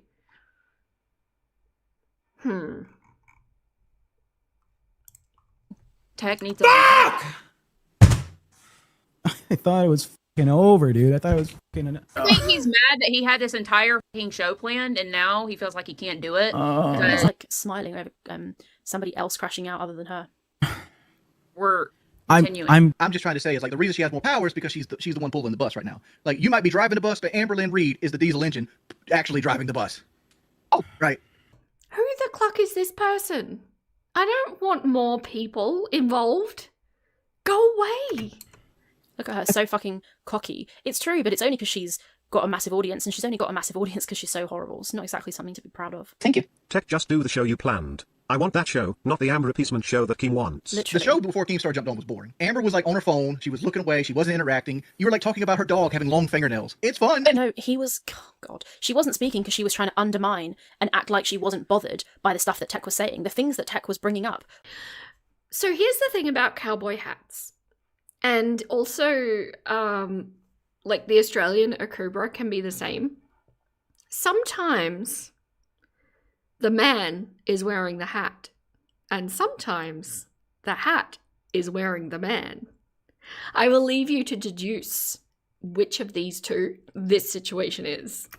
Were interesting parts of Amber's lore that we want her to talk about. So her not speaking, she's kind of disarming Tech's attempts to attack her because she doesn't give it a response. So she was basically ruining the show herself. She needs to respond and answer and crash out because that's what people watch for. Oh God, I can't say it again. Hear a word that was said, I disassociated. And that's Amber's problem, right? She needs to be interactive with the chat. Like, if you're getting insulted, you should have like that emotion that goes with the insulted, right? You should fight. I usually do. $20. Keem wants a 10,000 view channel, and he sees this has the potential. You guys straight up baited the chat to sign up for memberships. We wanted to see Hamby get called out. We're still doing this members is only. Actually super annoying. Totally derailed the Members show. only still happening. Hamby, your girl is Yeah, at but the the end. members only part is not what people clicked for. It's so annoying. But doing 2 shows is harder than I thought it would be. He wants you to get viral moments out of Amber. Like he wants you to like put a goal up. Like for example, like, hey, we'll put 10 $100 bills up here. If we reach it, Amberlynn has to go catch one of her dogs. If we do 10 $100 bills, we'll have Amberlynn Reed go catch a chicken. We'll have her go to a farm and catch a chicken. And I think this is where they're completely missing the point, because yeah, you can force these Okay. I don't like it. I don't. I'm going to leave it there. viral moments, the chicken thing, the challenges, all of that. But that's not why people watch Amber. Coral World isn't here for staged stunts. It's the long-term patterns, the behavior, the same cycles playing out over time. So trying to turn her into this viral clip machine, it just doesn't work. Yeah, it's Apathetic Facts is dead on with that. And proof that just Keem has no clucking idea how to wrangle Girl World. I think he could have. Like, at the beginning of all of this, when it was announced that Amber was going on the LCU, he could have had Girl World in his pocket. He could have fully captured and enraptured that group of people. But no. I love that. Often the hat is wearing the man. Oftentimes, yes. Thanks, LV.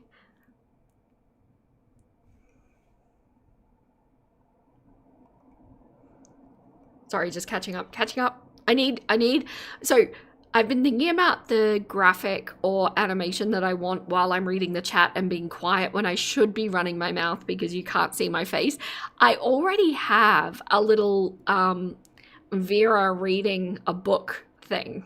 Like, I want to animate that. I think that would be cute.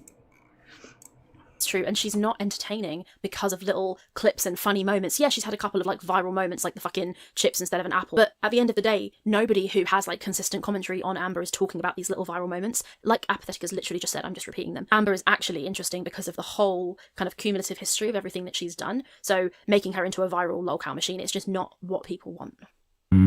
And it's not so much it's not what people want, it's not what is interesting about her. It's more the kind of behavioural patterns and the thoughtfulness and the actions and the psychology and the sort of like thinking about it. It's not like ha ha ha ha entertaining. It's like, damn, that's interesting. Man, I can't believe somebody actually behaves like that. That's what people want, I think anyway.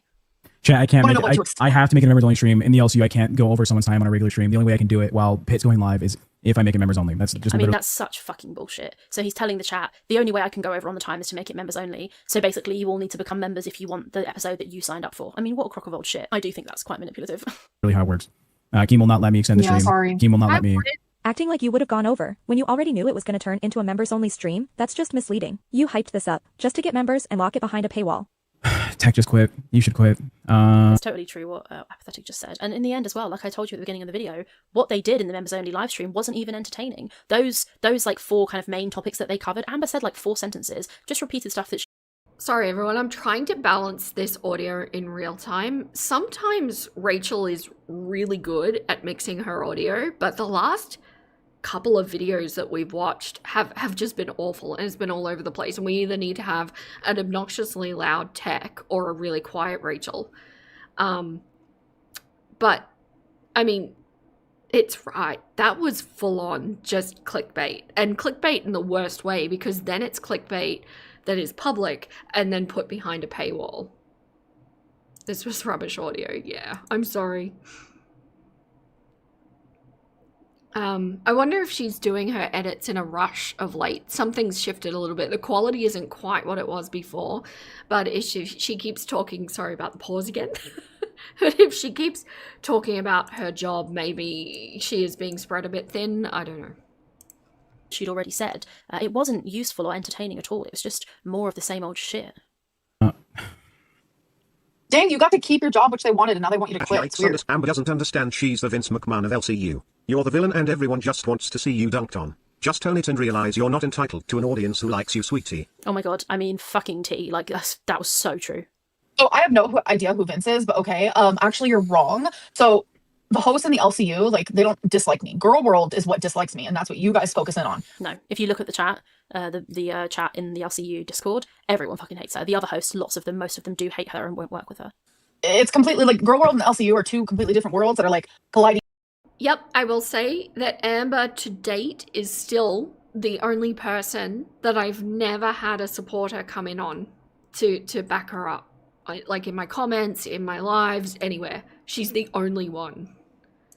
Together. If I do this expose, I don't want to scam the audience. Members only stream is still going live. We're still going to go over all this. You're not scamming the audience now, because nobody who clicked on this live stream because of the title or whatever has paid. So sure, you're not scamming the audience right now. But like, you're just being a bit of a wet wipe. Like, why did you make a Reddit thread and ask everyone to do all the fucking research for you and put all the comments there if you're not going to use any of it? What a waste of time. It's almost like baiting the Girl World audience into what. I do agree with her. I fully agree with what she's saying here. But what I will say, Rachel, you made an entire video on this. I didn't realize, I hadn't pre-watched this video. I didn't realize that there would be nothing about the roast in this video. Like, nothing at all. In fact, the most interesting part, credit to Rachel, was the first bit where she was running through those 4 major points in her mind. Why would you do a video on this if there's literally no content? And more to the point, why would it be a 1 hour, 12-minute video on absolutely nothing? This could have been a 15-minute video saying, this is what Keem did, look how he built it up, and look how shit he was by the end of it. This from the woman who said, I don't want to do the LCU videos because they're so boring. Money.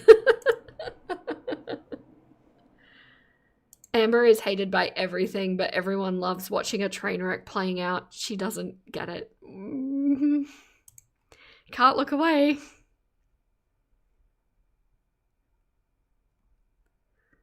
Yeah. It's very true. She's the creator of her own undoing. Watching your shitty stream and then you never actually attack Amber the way that you said you were going to. It's just wet wipe behaviour. I don't understand why he doesn't do it. Does he not do it because he's told not to? Or does he not do it because he's scared? Or he's just shit at this? Like, what's going on here? Details. It's trying to kill time and it's obvious. Fuck you. Honestly, I literally... If your guys' jobs is actually in my hands, I would never do anything to... Like, I sit here and say, oh, I want tech fired because I get fucking pissed off. I don't actually ever mean it because I'm not that type of person. And I see how, like, it would be different if you didn't want this position. But the fact that you want it so bad is what makes me, like, be like, damn, like, he deserves to be here. She's just trying to make herself look like a good person. I don't think she means any of that. Tech, you've lost. Good point, Kex. Is she just trying not to 100% fall off the algorithm, so she's just making these poor videos complete with lazy volume mixing? I think there might be validity to that, because she did have that massive break and then she did fall off the algorithm for a little bit, and then she dumped a whole bunch of videos together, lost more subscribers because she talked about politics, and then released these 2 videos that we were talking about today, and she's just tipped over, just gaining just a tiny bit back. So yeah, it could just be algorithm food and not worrying about the quality. Hello, Nikki T. We were talking about you earlier. Fabulous lady. So yeah, it's possible. This pause, my goodness. It's not good though. It's not. Like, why not take the angle? If I was given this particular live, the one that she's reacting to with apathetic facts, I would have constructed a narrative for the video around this, right? So it's not just, I'm not just watching it, I'm not just reacting to it raw like I might on a live like we're doing here for Rachel. I would construct the narrative of, here's what Keem's doing wrong, here's the mistakes he's making along the way. So at least it's an interesting unraveling of Keem not doing anything. Stop it. You'll make me self-conscious. Vera's pauses. Thank you so much for coming in, Joke. I appreciate you. Gotta go to put yourself to sleep. That's all right, everyone. We're not going to be here for too much longer, so you're not going to miss too much. But there's just nothing. She's just gone, here's Apathetic's video because I'm too lazy to even do my own edit of this. I'm not even going to bother messing with the volume so that it makes it difficult for anybody listening on headphones, which, by the way, how many of you are listening on speakers right now? And then she's not even going to bother to put together any sort of angle for it at all. And like I say, that's fine for a live because we're sitting here, we're talking together, we're having some jokes. It's not okay for a video. It's lazy. Yep, headphones. Me too. You love the pauses? Oh no, don't say that. Thank you so much, LB, for linking Nikki T. Please head on over and give her a subscribe and a shot if you like this kind of content. She covers Rosie. And if you're not well versed in the Rosie lore, Nikki T is where it's at. So please go show it some love. You live in headphones. I find that so relatable. Or more specifically, bone conduction headphones. So that I can hear the chuckins, of course. I need to know if they're in trouble. You're listening on TV. I don't know why, but there's something about, because I can see in my demographics of what people watch on, and there's a lot of TV watchers. I don't know what it is about that makes me go, that makes me nervous.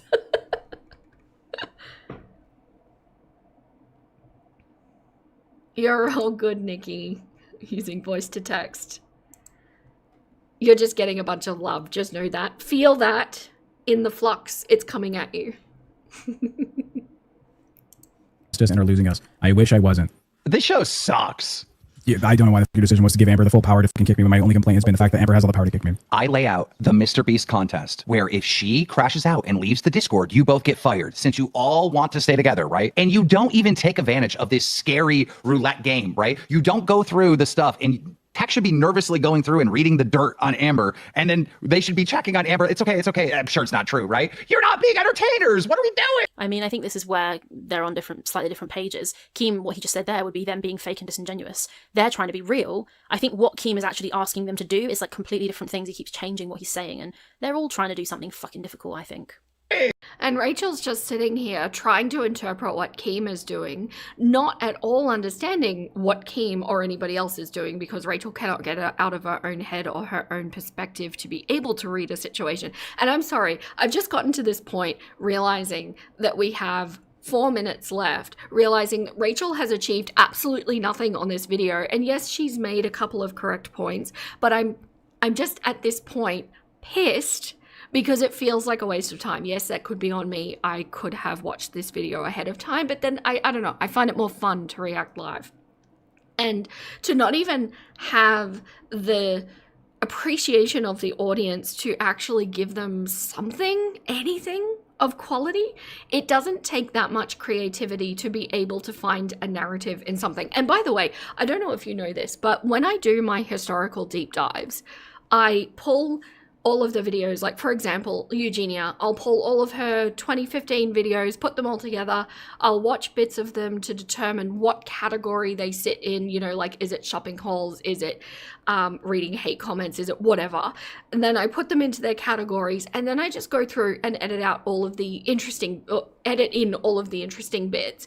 The narrative constructs itself. I don't have to think it up. I just have to observe what's happening. And a take of this is what Keem's doing wrong is a narrative. It doesn't take a lot of forethought to be able to see that happening. Rachel is better than this. This isn't even just, you know, oh, she's being a mean girl, lol cow. This isn't even being psychological, no, wrong degree, philosophical queen. This is just lazy. And it's pissing me off. We're just looping that this sucks. He's having a whole crash out. Fupa is asking me questions about my current relationship, which Girl World cares about. Sorry if there's a weird cut there, I did a sneeze. Wrong, I'm sorry. Girl World, the same audience she spent years dismissing, saying she doesn't need, doesn't like, the same audience she's always acted like needed her. And now, suddenly they matter. Why does he... Exactly, Isabel. It could be cut down just to the parts that build the narrative. That's right. But because she's using Apathetic Facts' edit, which, no shade there, Apathetic Facts does a wonderful job. And she's using Apathetic Facts' narrative to build her own narrative, but then also slightly avoiding Apathetic Facts' narrative. So it's not even the best of either world. It's just nothing. Just happy to bond with everyone over it. Oh yeah, I know, and I don't regret the live. Don't take that message from me, because I really genuinely enjoy sitting here with you all running through this kind of thing. And I think some of the side quest conversations that we have are super fun. But this is a video that Rachel released. This is a video that she thought, yes, I'm going to put that out to my audience to entertain them, to help them disengage from their lives a bit, to help them keep up to date with Amber because they don't want to watch her raw. This is what she thought. I love that. To be honest, I don't care what we're watching. I'm here to talk with the Chookins and listen to Vera. I love that. Hello, Rage Piggy. Rage Piggy always oinks at me when I turn up in... Oh, no, you don't. You cluck at me when I turn up in lives. I love that.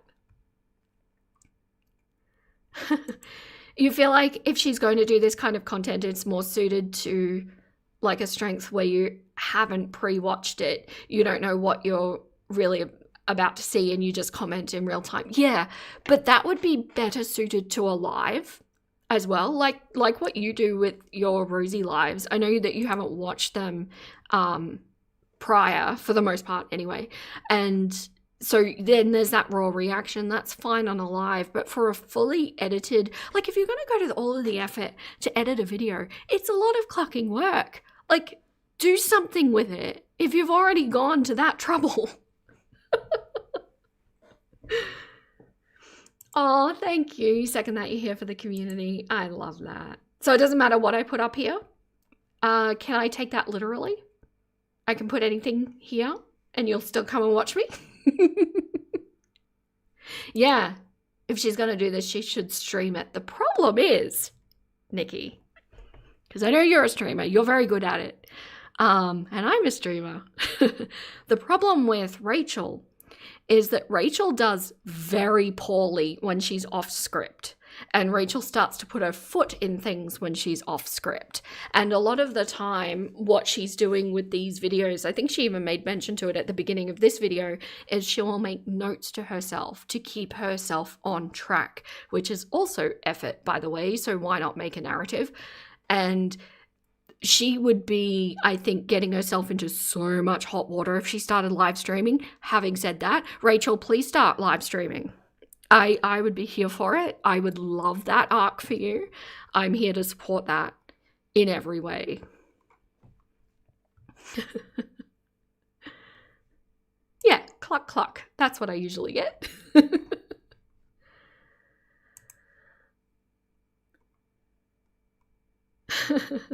So we are meta watching Rachel watch another commentary channel on ALR. That feels strange to me. Yeah, no, that's what we're doing as well.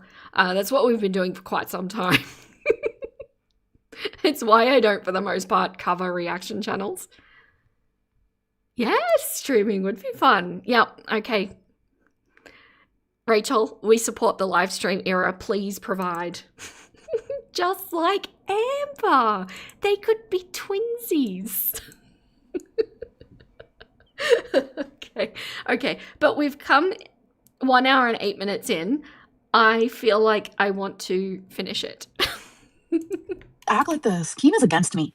I laid out a scary game for you to play. Expose Amberlynn Reed and try to make her not quit at the same time. That's the challenge. Okay. You're making no sense. Well, if you crash out, they get fired. It's on your head. The stakes are high. I've laid out the game, and now you guys just don't want to play the game? Give it out. You read the dirt on Amber, and let's just pray that she doesn't leave and fire you. Amber, why did you take your dog to the hospital when you were at fucking Chili's? Why? Yeah, so this is Tech trying to do it now, but it's not... Why didn't you take your dog to the hospital when you were at Chili's? It's like, why when your dog was ill? And it's not so much she didn't take the dog, although it is. It's she filmed the dog and said, oh, she's not very well. And then she lied and said, oh, there are no vets in the area. And then she went to Chili's. And then Michael B. Petty on a live stream proved that the Chili's that she was at was on the same road as multiple vets, which had an out-of-hours service. Wonder what Michael B. Petty would think of Rachel. He would be aware, right? I'm pretty sure.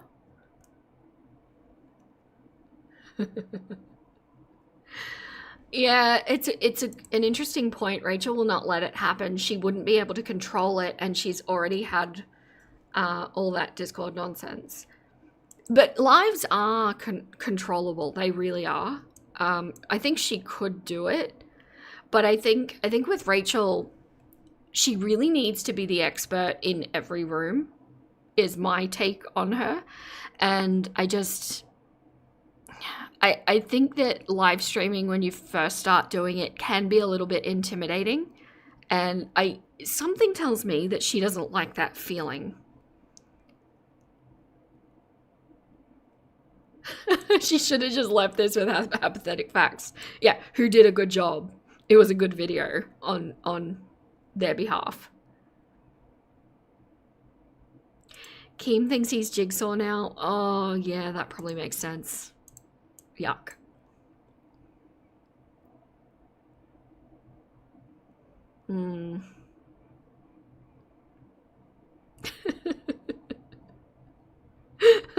He wouldn't be a fan of sewer spelunking.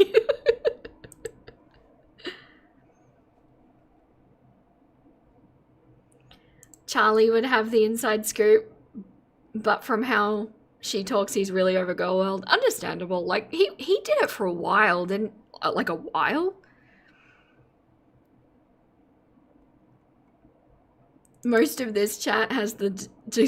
I can't speak.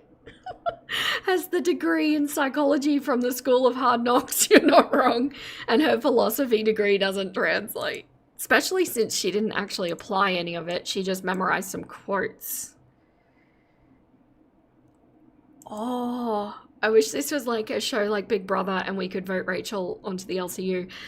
For a time, when that first started happening, we were really, really, really hoping that Rachel would go on LCU. I think that would have been a cool fit. It would have created an interesting dynamic. But I actually floated what would have been even better than that, because if you remember at the time, around the same time, Rachel went through Reactageddon and started absolutely hemorrhaging subs, and then Amber got demonetized. What should have happened, and they both missed this opportunity, was to make a frenemies-like style podcast where it's both of them, and they both go into it knowing that Rachel is going to be putting a stupid amount of pressure on Amber, and Rachel will know that Amber will just be lying and deflecting the whole time, and that's the bit.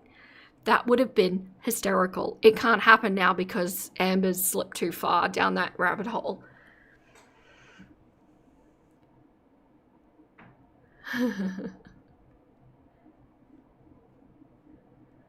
the most IRL Michael B. Petty was finding that emergency vet. He went from old girl world. He was from old girl world like Zachary Michael. Yeah.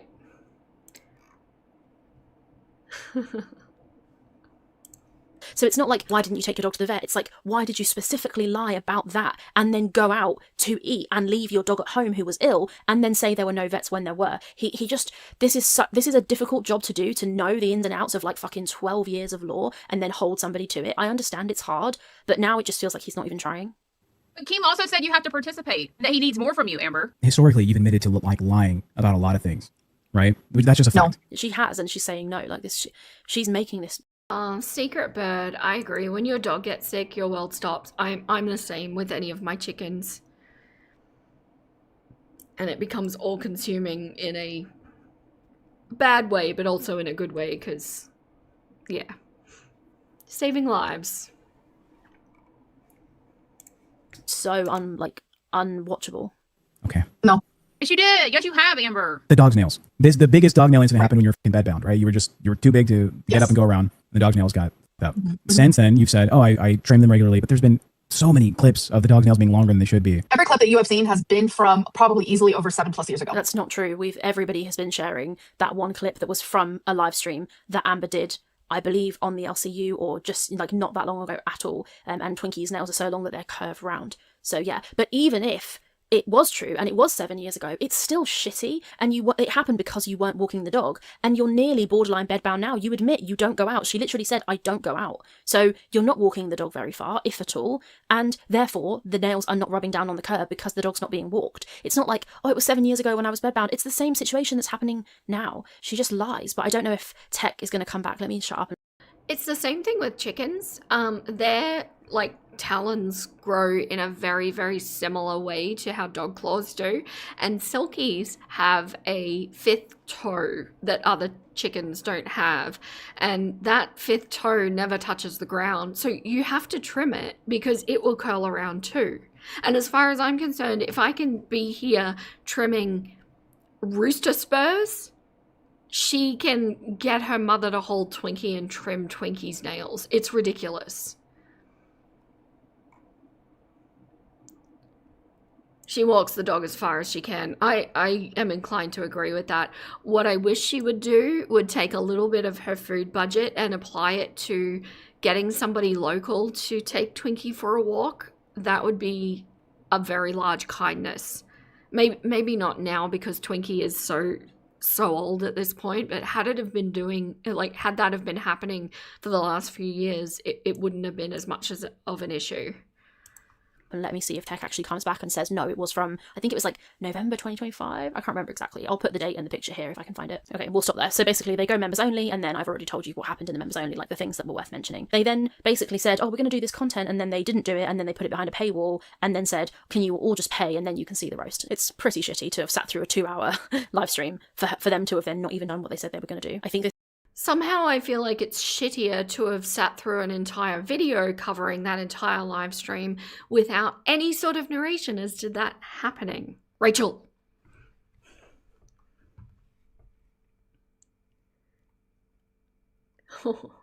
Oh, captive birds too, their nails get long if they're not on a different texture or size branches. Yeah, that makes sense. So you have to trim them? Actually, chicken claws really look very, very similar, in the same way that sometimes you can't tell where the blood vessel is, and it's all the same as a dog. Except the spurs. The spurs are a little bit, well, they're a lot bigger. Like a lot bigger. I take out bolt cutters to do the spurs. Oh, I'm sorry, Mare. Your two dogs passed about 40 days apart. It was a real pain, I bet. I had a chicken and a rooster go about that far apart as well. It was rough. You really want parrots? But it's a no-go for your partner? They are loud.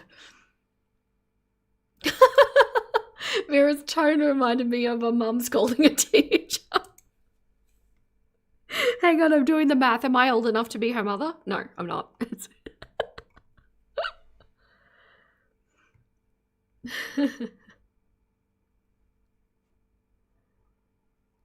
Had to trim your budgie's toes. Oh. Yeah, Amber getting a dog walker would have helped maintain a healthy weight, which would have been much better for her joints and longevity, rather than saying she's an old dog, old for a big breed, not twonk. That's valid. How old is Twinkie? But yeah, like the amount of extra weight, I mean, it's ironic because we're talking about Amber's pet, but like the amount of extra weight that Twinkie is carrying is devastating for a dog of that size. And I get that Amber has delved herself into a position where she can't maintain that, but to also subject animals to the same lifestyle, it's not good. Parrots are hard work, loud and bitey. Sounds like a chicken. It's the sentience though, isn't it? It's the, like, when you have to start accommodating for depression in that creature as well. Chickens can get depression. You love all birds. You'd love a parrot of any kind. It's not looking like it will happen with your husband. Yeah. She's 13. Yeah. So for a Chihuahua, that's not super old. It's definitely geriatric, but it's not.